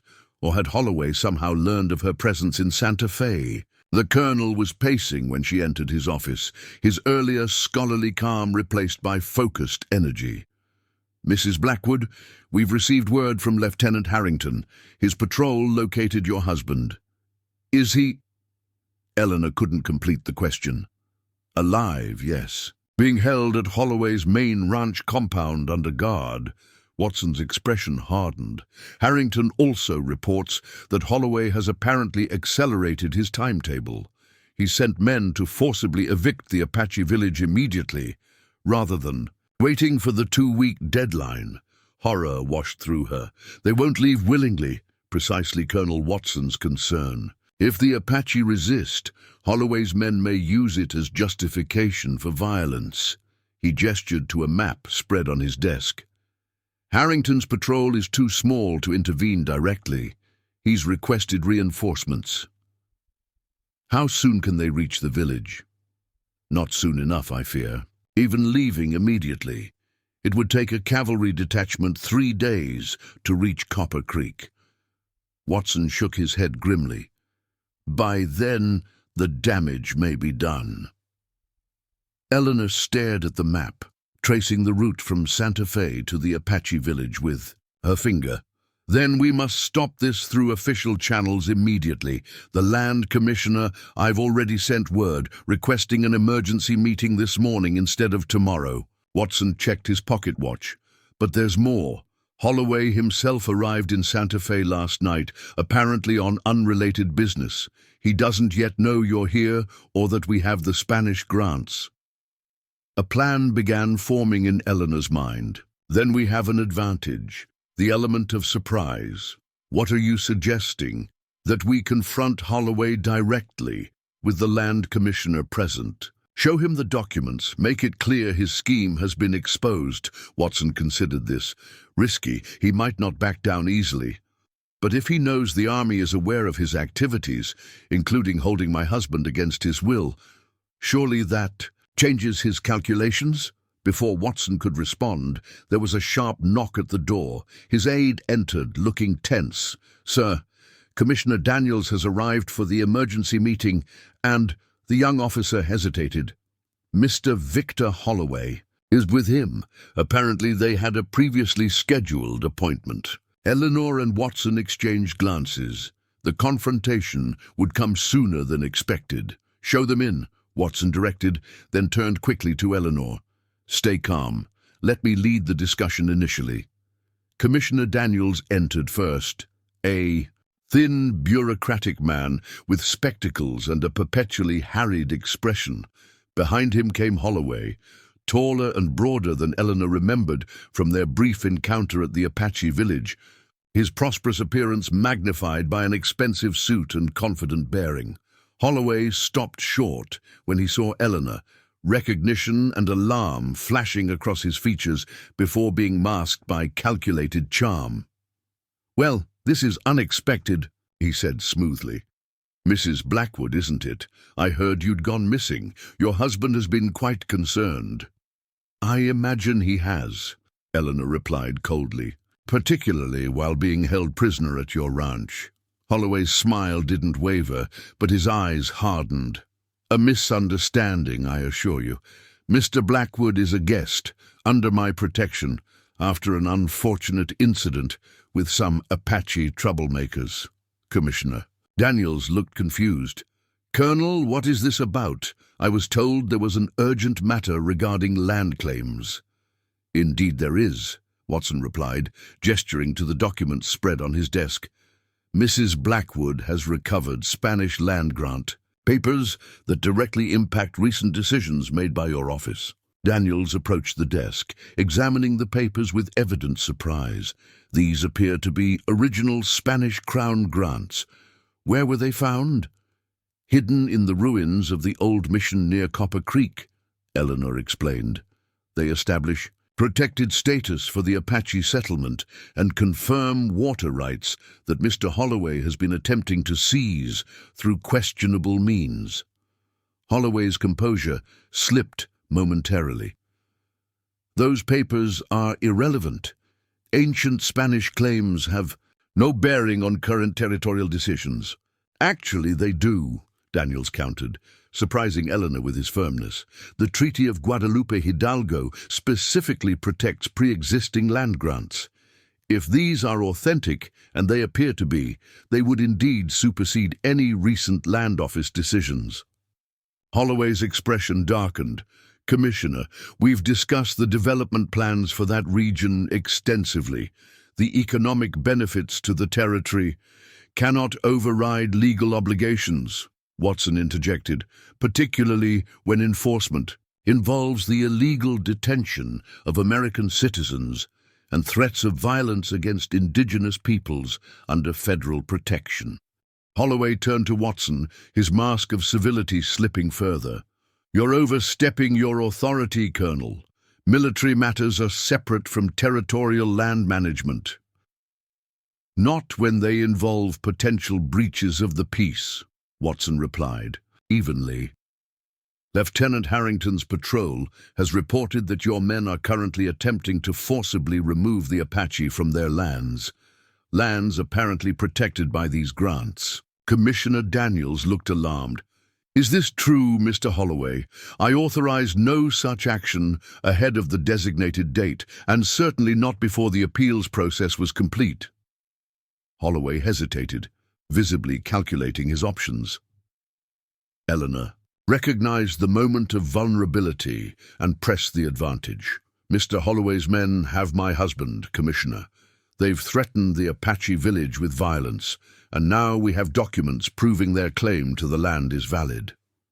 She stepped forward, meeting Holloway's gaze directly. How do you imagine the territorial governor or the federal authorities will react when they learn of these actions? A tense silence filled the room. Holloway's gaze shifted between the three faces confronting him, assessing his increasingly limited options. There appears to have been a misunderstanding, he said finally, his tone carefully modulated. Perhaps overzealous employees acting without proper authorization. A convenient explanation, Watson observed dryly. Holloway ignored the comment, focusing on Daniels. Commissioner, I propose we take time to properly authenticate these Spanish documents. Historical claims are complex matters requiring careful examination. Daniels nodded thoughtfully. Authentication is indeed necessary. However, until that process is complete, the status quo must be maintained. No action can be taken regarding the Apache settlement or adjacent water rights. And my husband, Eleanor demanded. Holloway spread his hands in a gesture of conciliation. As I said, a misunderstanding. I'll send word immediately for Mr. Blackwood to be escorted to Santa Fe, where this confusion can be resolved. Colonel Watson stepped forward. I believe military escort would be more appropriate. I'll dispatch riders to Lieutenant Harrington, with orders to secure Mr. Blackwood's release and ensure the Apache village remains undisturbed. Holloway's jaw tightened, but he nodded stiffly. As you wish, Colonel, I have nothing to hide. Eleanor didn't believe that for a moment, but she recognized the tactical retreat for what it was. Holloway was cutting his losses, at least temporarily. Commissioner, Daniels gathered the Spanish documents carefully.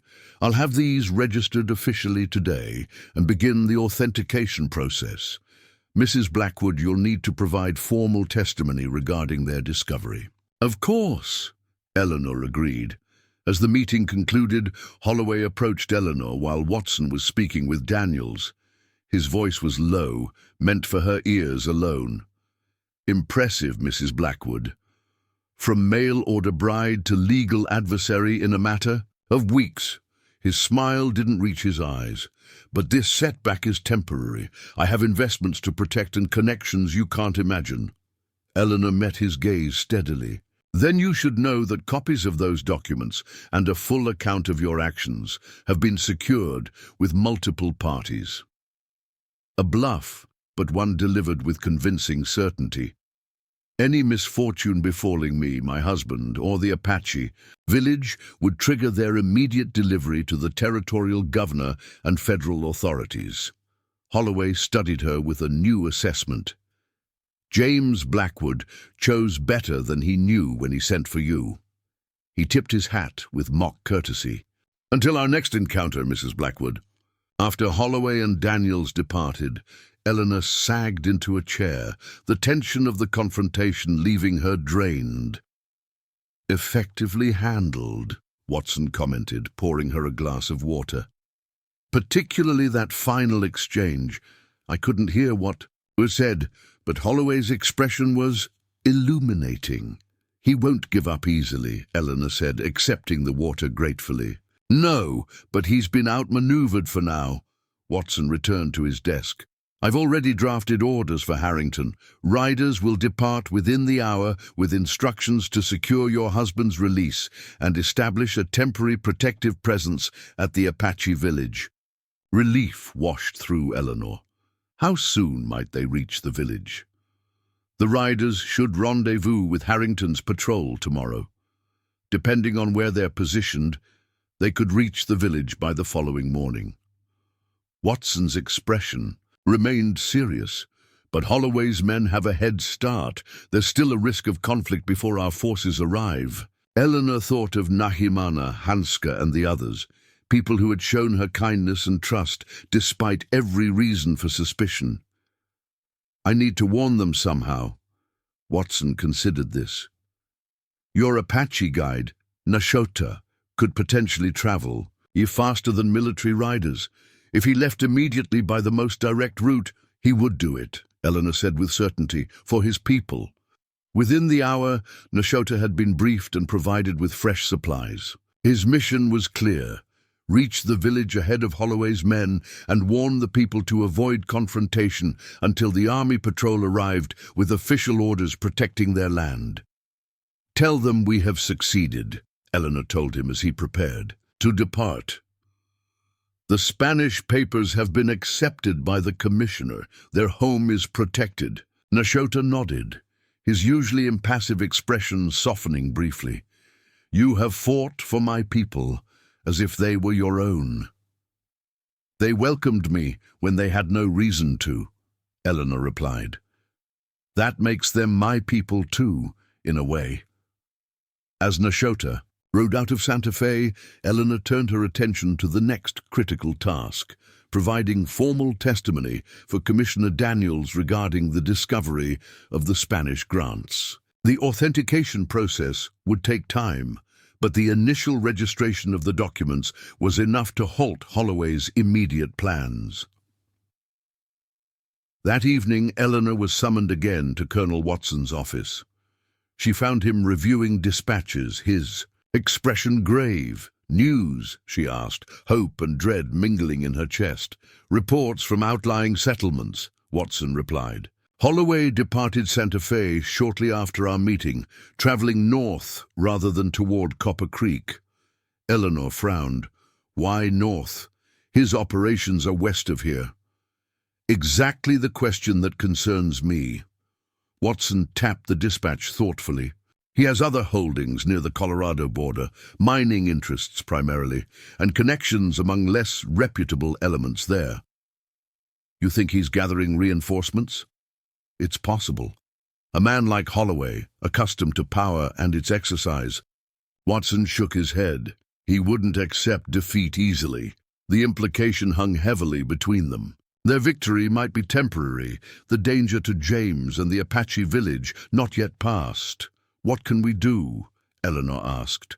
Continue with the legal process. The land commissioner is expediting authentication of the Spanish grants. Watson rose, moving to a map mounted on his wall. I've also requested additional troops from Fort Union to reinforce Harrington's patrol. They should arrive within the week. A week may be too late if Holloway is gathering men. Watson nodded grimly. Which is why I've made a decision that goes beyond strict military protocol. Tomorrow, you and I will depart for Copper Creek ourselves, with a small but well-armed escort. I want to personally ensure the situation is secured before Holloway can reorganize. Eleanor felt a surge of gratitude. Thank you, Colonel. Don't thank me yet, Mrs. Blackwood. We're still facing considerable uncertainty. His expression softened slightly. But your courage in this matter has been remarkable. Most mail-order brides simply adapt to their new circumstances, whatever they may be. Perhaps that's what I'm doing, Eleanor replied. Adapting to the realization that my new home is worth fighting for. They departed at dawn the following day. Eleanor, Colonel Watson, and 6 hand-selected soldiers. The small detachment traveled light, pushing their mounts at a pace that ate up miles quickly. Eleanor, already accustomed to hard riding from her journey with Nashota and Wapi, kept up without complaint. Watson proved an unexpectedly comfortable traveling companion, sharing stories of his 20 years in the territories during rest breaks. He had originally come west as a young lieutenant, expecting a brief posting before returning to Eastern civilization. Instead, he had found himself increasingly drawn to the complex interplay of cultures and the raw beauty of the landscape. Much like yourself, he observed as they made camp the first evening. The West changes people, either breaks them or reveals strength they never knew they possessed. Eleanor thought of her transformation, from the desperate daughter of a ruined Boston businessman to a woman who had crossed hostile territory, confronted powerful enemies, and navigated territorial politics to protect both her new husband and an Apache village. The circumstances reveal what was already there, she replied, just waiting for necessity to bring it forth. Watson smiled appreciatively. A philosophical perspective. Your husband is fortunate indeed. The thought of James, still captive, unaware of her efforts on his behalf, sent a renewed surge of determination through Eleanor. They had been married only briefly before circumstances separated them, yet she felt a growing connection to this man who had accepted her sight unseen and then revealed unexpected depths of character. On the 3rd day of their journey, they encountered a lone rider approaching from the direction of Copper Creek. A military courier dispatched by Lieutenant Harrington. The news he brought was mixed. Harrington's patrol reached the Apache village. Just as Holloway's men were preparing to enforce evacuation, the courier reported. There was tension, but no violence. The Apache had been warned in advance, apparently by your guide, ma'am. Relief flooded through Eleanor. Nashota had succeeded. And my husband, she asked anxiously. Lieutenant Harrington sent a detachment to Holloway's ranch as ordered, the courier continued. But Mr. Blackwood was no longer there. According to the ranch hands, he had been transferred to another location the previous day. Eleanor's momentary relief crumbled. Where? They claimed not to know, ma'am. Just that armed men had arrived with orders to move him. Colonel Watson's expression darkened. Holloway is playing a deeper game, moving Blackwood to a location where he's both hostage and leveraged.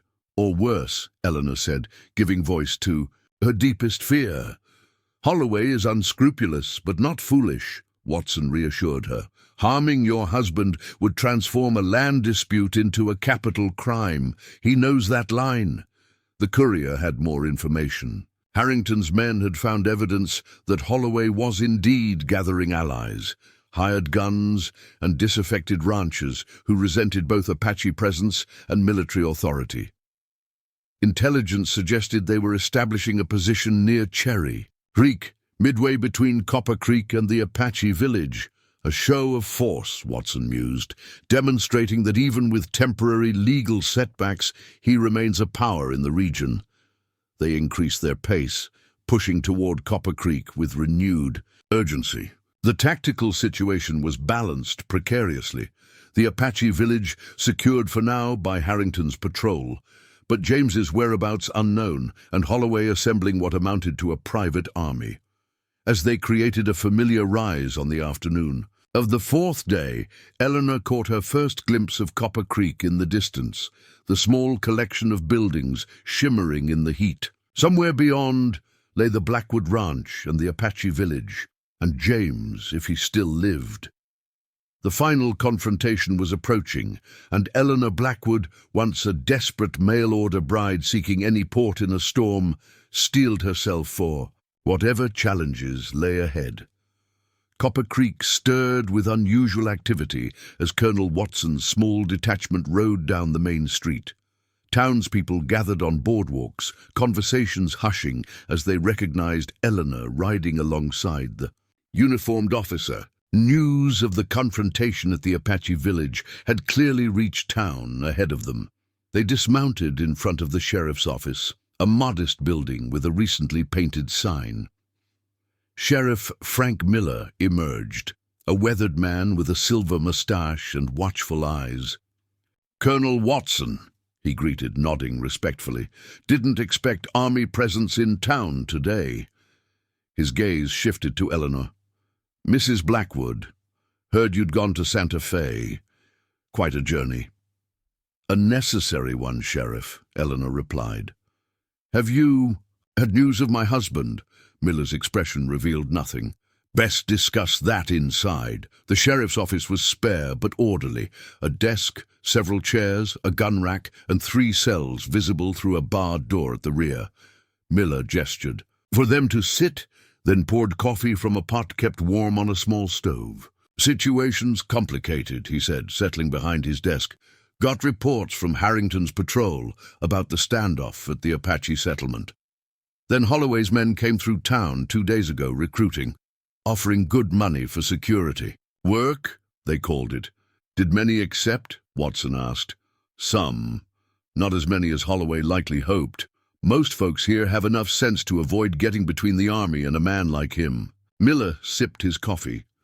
"But there are always those hungry enough or angry enough to sign on."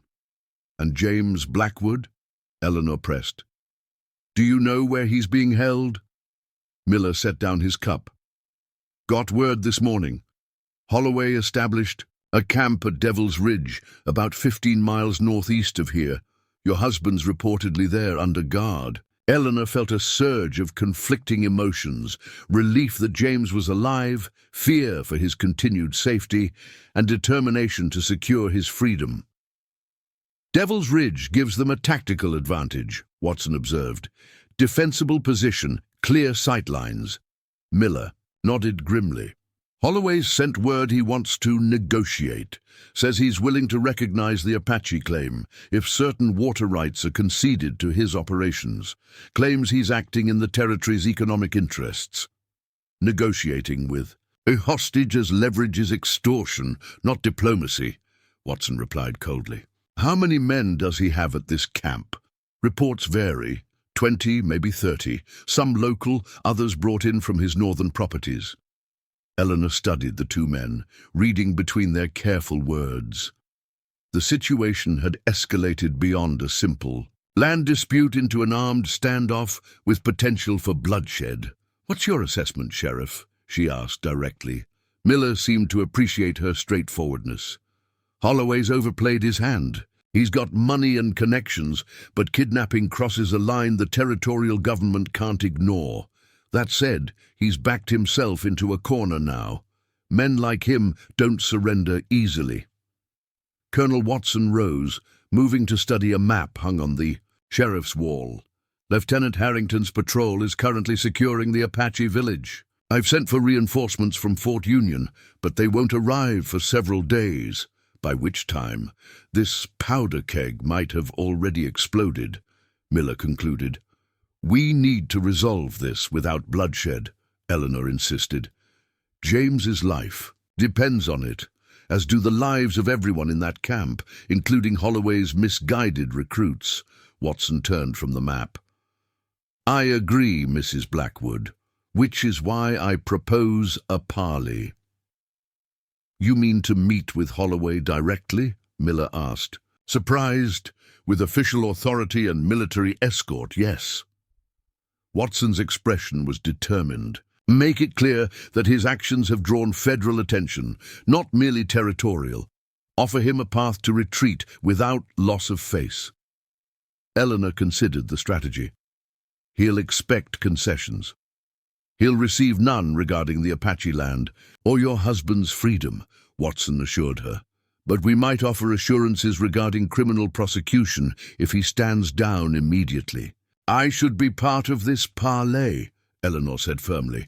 Both men looked at her with similar expressions of concern. That would place you directly in harm's way, Watson objected. I'm already in harm's way, Eleanor countered, and my presence sends a message that I'm not intimidated, that the Spanish grants are secure in Santa Fe, and that this standoff gains him nothing. Miller studied her with new appreciation. She's got a point, Colonel. Holloway's expecting you to keep her safely behind army lines. Her appearance might unsettle him enough to create an opening. After further discussion, a plan took shape. Watson would send a messenger to Devil's Ridge, proposing a meeting at neutral ground the following morning, a flat area near Cottonwood Creek, midway between town and Holloway's camp.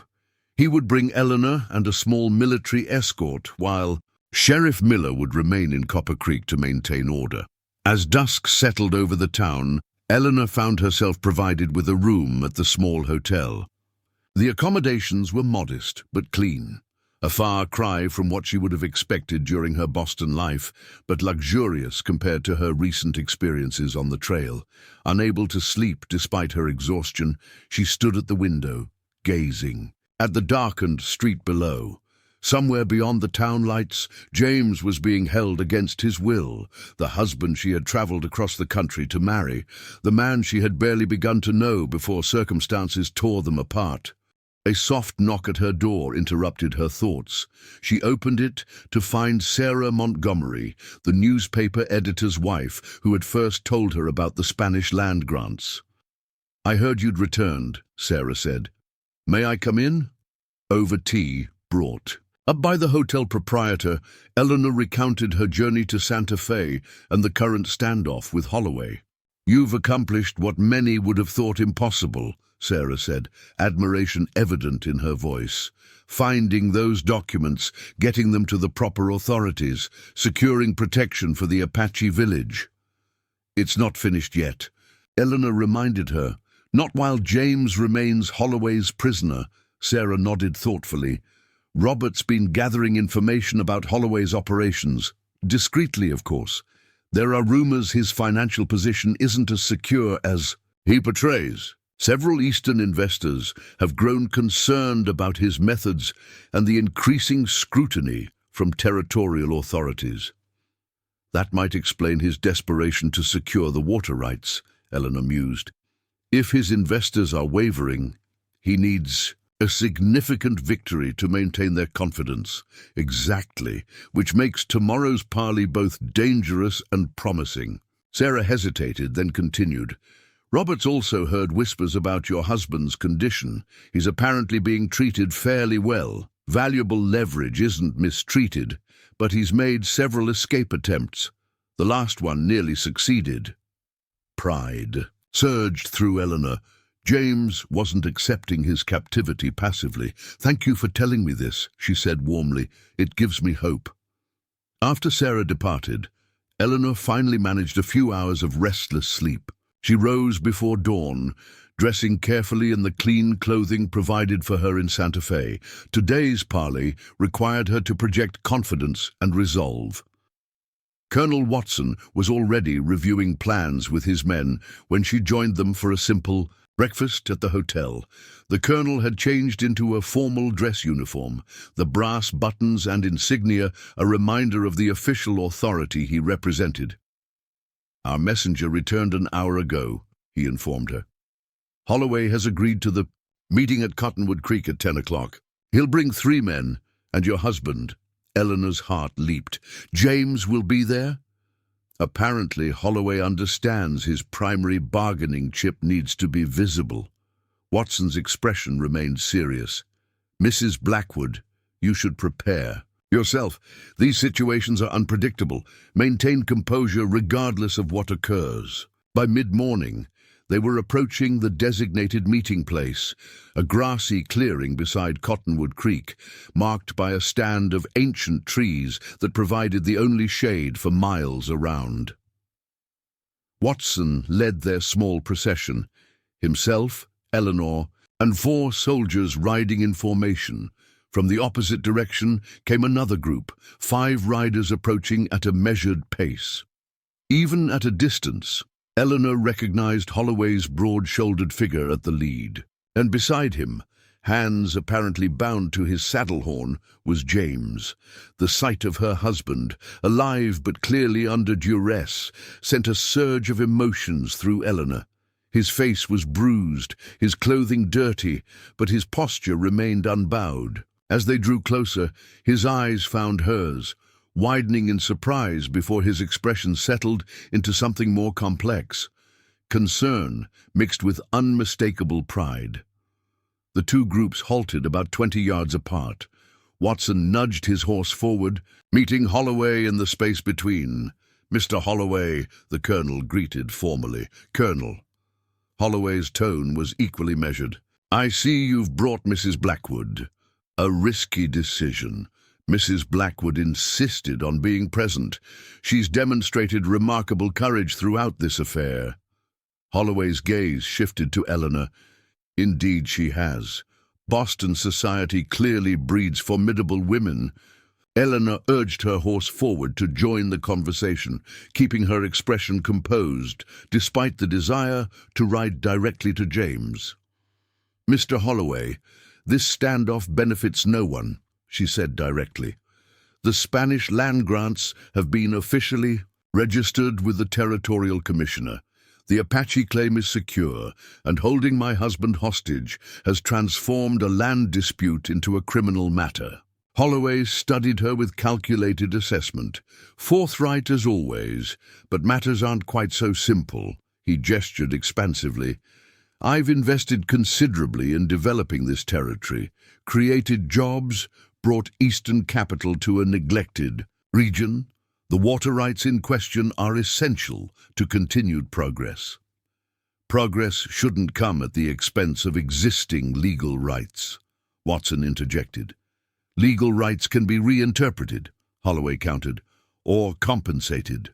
I'm prepared to offer substantial payment to the Apache for certain water access, a mutually beneficial arrangement.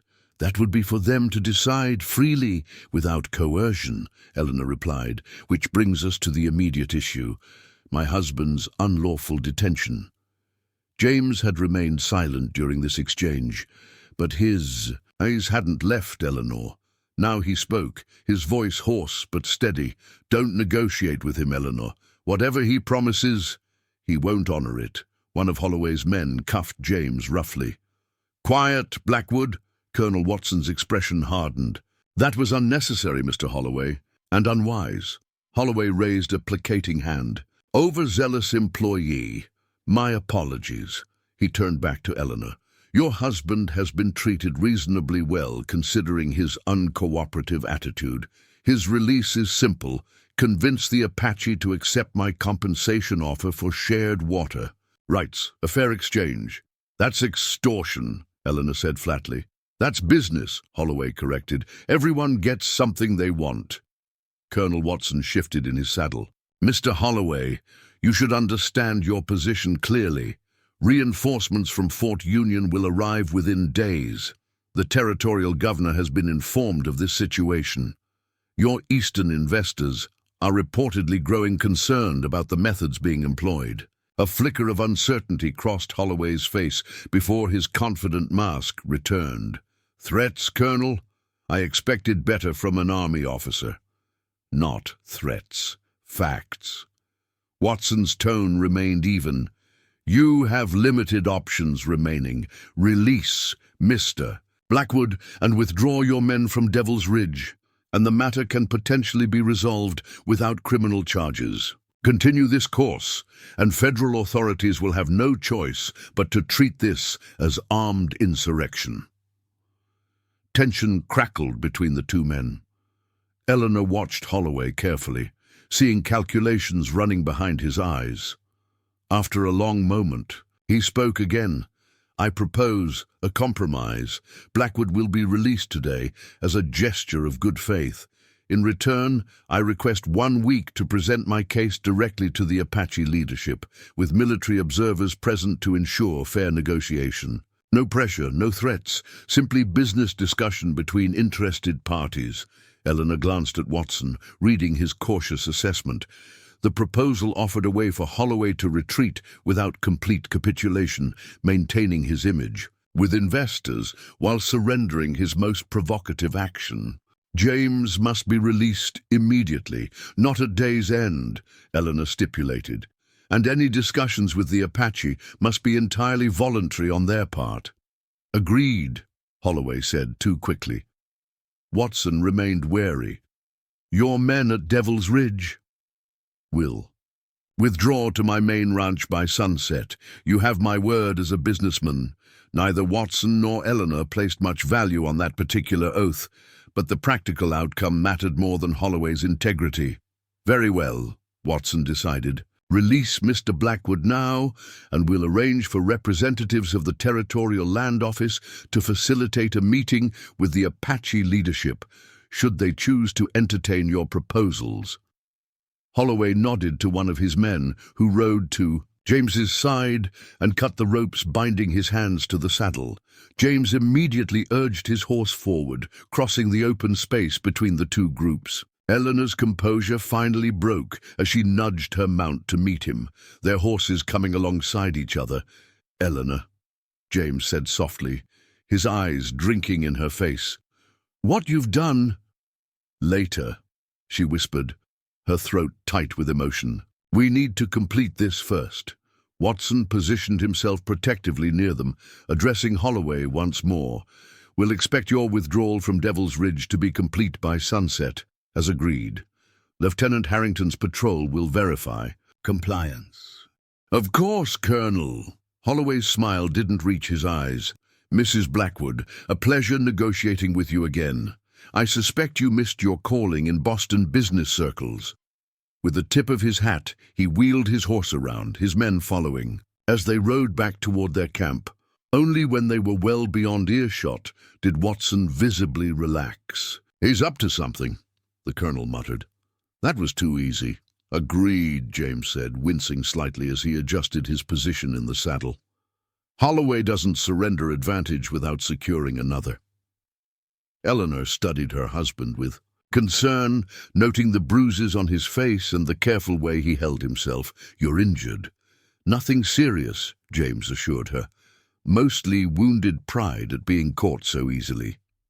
The ride back to Copper Creek allowed Eleanor and James their first real conversation in weeks. As they trailed slightly behind Watson and his men, James listened with growing amazement as Eleanor recounted her journey. From the visit to the Apache village to the discovery of the Spanish documents, the perilous trip to Santa Fe, and the legal battle she'd waged on behalf of both the Apache and their ranch. I hardly know what to say, he admitted when she finished. Most women would have sought safety, not ridden into greater danger. Most women haven't watched everything they valued stripped away once before, Eleanor replied. I wasn't going to let it happen again. James studied her with new eyes. When I sent that letter to Boston, I hoped for a practical partner, someone sensible who could help manage a household. A smile touched his battered face. I never expected to get a warrior. The unexpected compliment warmed her. Not a warrior. Just someone who discovered she had more courage than she realized. Back in Copper Creek, Sheriff Miller arranged for the town doctor to examine James, while Watson dispatched riders to Lieutenant Harrington with news of the agreement and orders. To verify Holloway's withdrawal from Devil's Ridge, the doctor pronounced James badly bruised, but without serious injury.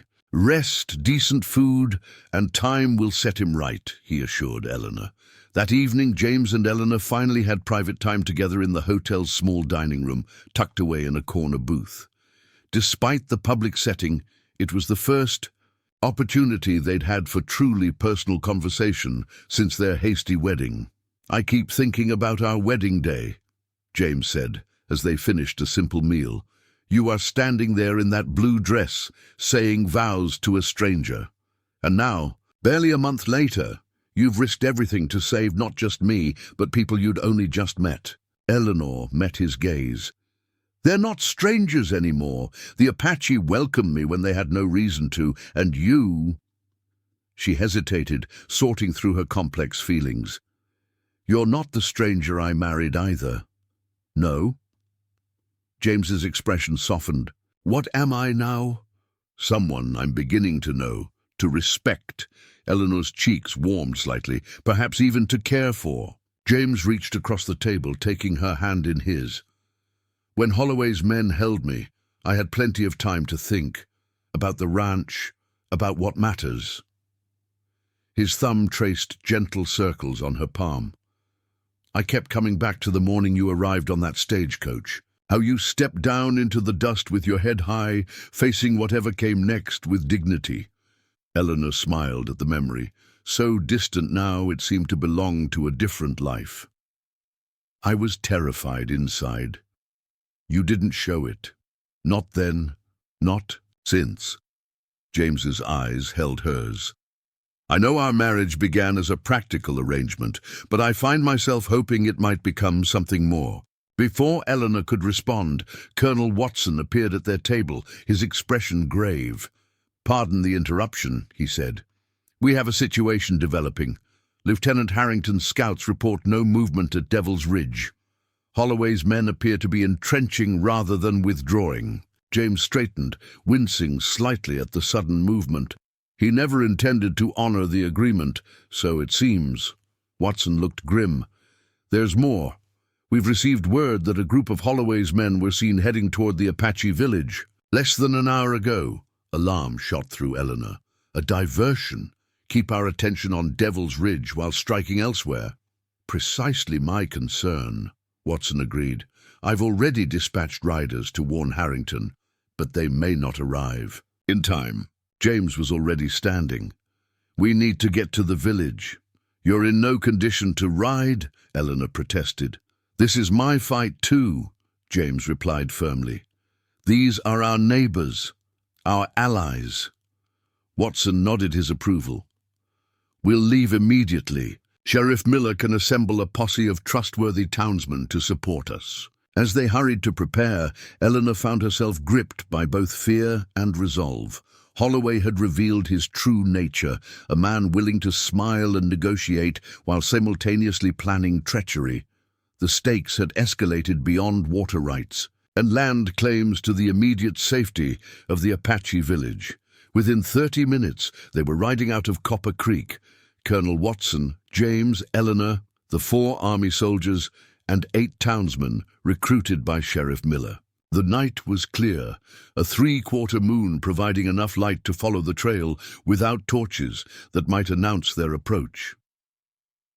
Eleanor rode beside James, watching him carefully for signs that his injuries were hampering him. He sat straight in the saddle despite obvious discomfort, his face set with determination. Something had shifted between them during their brief reunion, a deeper connection forging in the crucible of shared purpose. As they rode through the night toward the Apache village, Eleanor's thoughts returned to her arrival as a mail-order bride a short time ago. She had come west seeking security after losing everything in Boston. Instead, She had found purpose, courage, and perhaps something even more valuable, a true partnership built on mutual respect and growing affection. Whatever awaited them at the Apache village, Eleanor knew with sudden clarity that she had found her place in this harsh, beautiful territory. And she would defend it and its people with everything she had. The Apache village came into view just as dawn broke over the eastern hills, painting the landscape in soft rose and gold. Eleanor felt a surge of relief when she saw no immediate signs of attack, no flames, no commotion. Perhaps they had arrived in time. Hanska emerged from his wickiup as they approached, alerted by sentries posted at the village perimeter. The old chief looked unsurprised by their arrival, his weathered face revealing nothing as Colonel Watson quickly explained the situation. Holloway's men were seen heading this way, Watson concluded. We believe he means to strike while attention is focused elsewhere, Hanska nodded calmly. We know. Nashota returned yesterday with news of your success in Santa Fe. He also warned that Holloway speaks with 2 tongues. You've prepared defenses? James asked, dismounting carefully. Our warriors are positioned, Hanska confirmed. Women and children have been moved to caves in the hills. His gaze shifted to Eleanor. You have fulfilled your promise, bringing our land papers to the white authorities. This fight need not be yours. Eleanor dismounted, meeting the old man's eyes directly. It became my fight when I decided this territory was my home. Your people are part of that home. Hanska studied her for a long moment, then nodded with evident respect. Then we welcome your help. Colonel Watson quickly organized their defensive strategy, integrating his soldiers and the town volunteers with the Apache warriors. James, despite his injuries, insisted on taking position with a group guarding the eastern approach. Eleanor remained near the center of the village, with Nahimana and several other women who had refused evacuation, preparing bandages and water for the defenders. Your husband fights despite his wounds, Nahimana observed as they worked. He has a strong spirit. Yes, Eleanor agreed, glancing toward where James had taken position. Stronger than I knew when I agreed to marry him. Nahimana smiled knowingly. Sometimes the heart sees what is invisible to the eye. The attack came shortly after sunrise, a coordinated assault from multiple directions. Holloway had assembled more men than intelligence suggested, perhaps 30 riders splitting into smaller groups to approach from different angles. The sound of gunfire erupted along the perimeter, followed by shouts and the pounding of hooves. Eleanor's hands trembled as she continued preparing medical supplies, but she kept working. Through gaps between dwellings, she caught glimpses of the conflict, Apache warriors and their allies taking cover, returning fire with precision, forcing Holloway's men to retreat and regroup repeatedly. Colonel Watson moved between defensive positions, directing his soldiers with calm authority, while Sheriff Miller and his volunteers held the southern approach. The battle settled into a tense stalemate. Holloway's men unable to breach the village defenses, but the defenders unable to drive them off completely. As midday approached, a new sound drew Eleanor's attention. More riders approaching from the west. Her heart sank, thinking Holloway had received reinforcements, but Nahimana, peering through a narrow opening, gave a cry of relief. Army soldiers! Many! Lieutenant Harrington's patrol had arrived, accompanied by the reinforcements from Fort Union that Watson had summoned. Their appearance instantly changed the dynamic of the battle. Holloway's men, suddenly finding themselves caught between defenders, and fresh military forces began a disorganized retreat. Within minutes, the gunfire had diminished to occasional shots as the attackers fled in multiple directions. Eleanor emerged from the shelter to find James limping toward her, rifle in hand. It's over, he said, his face streaked with sweat and dirt, but his eyes alive with relief. Harrington's men are pursuing Holloway. Eleanor embraced him carefully, mindful of his injuries. Anyone hurt? Two of the Apache warriors were wounded, but not seriously, and Miller took a bullet to the arm. James looked around at the village, intact, unburned, secure. They didn't get close enough to do real damage. Colonel Watson approached, holstering his pistol. Lieutenant Harrington reports they captured several of Holloway's men in the retreat. They've revealed that Holloway himself is leading a group toward the territorial border, hoping to escape jurisdiction. Will they catch him? Eleanor asked. Harrington's best trackers are in pursuit, Watson confirmed. I'd be surprised if Holloway reaches the border before they overtake him. In the days that followed, the full story emerged piece by piece. Holloway was captured 20 miles from the Colorado border, attempting to flee territorial justice. His financial empire, already shakier than most realized, collapsed completely when Eastern investors withdrew support after learning of his illegal tactics. The Spanish land grants were fully authenticated by the Territorial Land Office, securing both the Apache village's claim and the Blackwood Ranch's water rights. Commissioner Daniels, seemingly impressed by Eleanor's determination, personally expedited the process. As for the Apache village, something unexpected emerged from the conflict. With Holloway's schemes exposed, other settlers in the region, many of whom had harbored suspicions about his methods, began establishing more positive relations with their indigenous neighbors. Trade increased, and a tentative respect began to grow where fear and misunderstanding had previously dominated. 1 month after the battle, Eleanor stood on the porch of the Blackwood Ranch house, watching the sunset paint the distant mountains in brilliant orange and purple. James joined her, his injuries healed enough that he moved with only a slight stiffness. "Penny for your thoughts," he said, standing close beside her. Eleanor smiled. "I was thinking about that stagecoach that brought me here. How terrified I was stepping down into this strange new world." "Regrets?" James asked softly. She turned to face him, studying the face that had become so dear to her in such a short time. "Not one." James took her hand, his calloused palm warm against her skin. "The ranch is showing a profit this season, better than expected. I was thinking we might add a proper library wing to the house for all those books you mentioned in your letters." "I'd like that," Eleanor replied, touched by his remembrance of a detail from their correspondence. "And perhaps—" James hesitated, uncharacteristically uncertain. "Perhaps there might be room for a nursery someday, if you were amenable." Eleanor felt warmth spread through her chest at the tentative hope in his voice. "I think that would be perfect." As twilight deepened around them, James drew her gently into his arms. Their kiss held promise, not the desperate passion of romantic novels, but something deeper and more enduring. A partnership forged through shared struggle, mutual respect, and growing love. Eleanor Hayes had come west as a mail-order bride, seeking only security after her family's financial ruin. Instead, she had found courage within herself, purpose in defending those who welcomed her, and love with a man whose quiet strength matched her own fierce determination. The Western Territory had indeed transformed her, not by changing who she was, but by revealing who she had always been. Up next, you've got 2 more standout stories right on your screen. If this one hits the mark, you won't want to pass these up.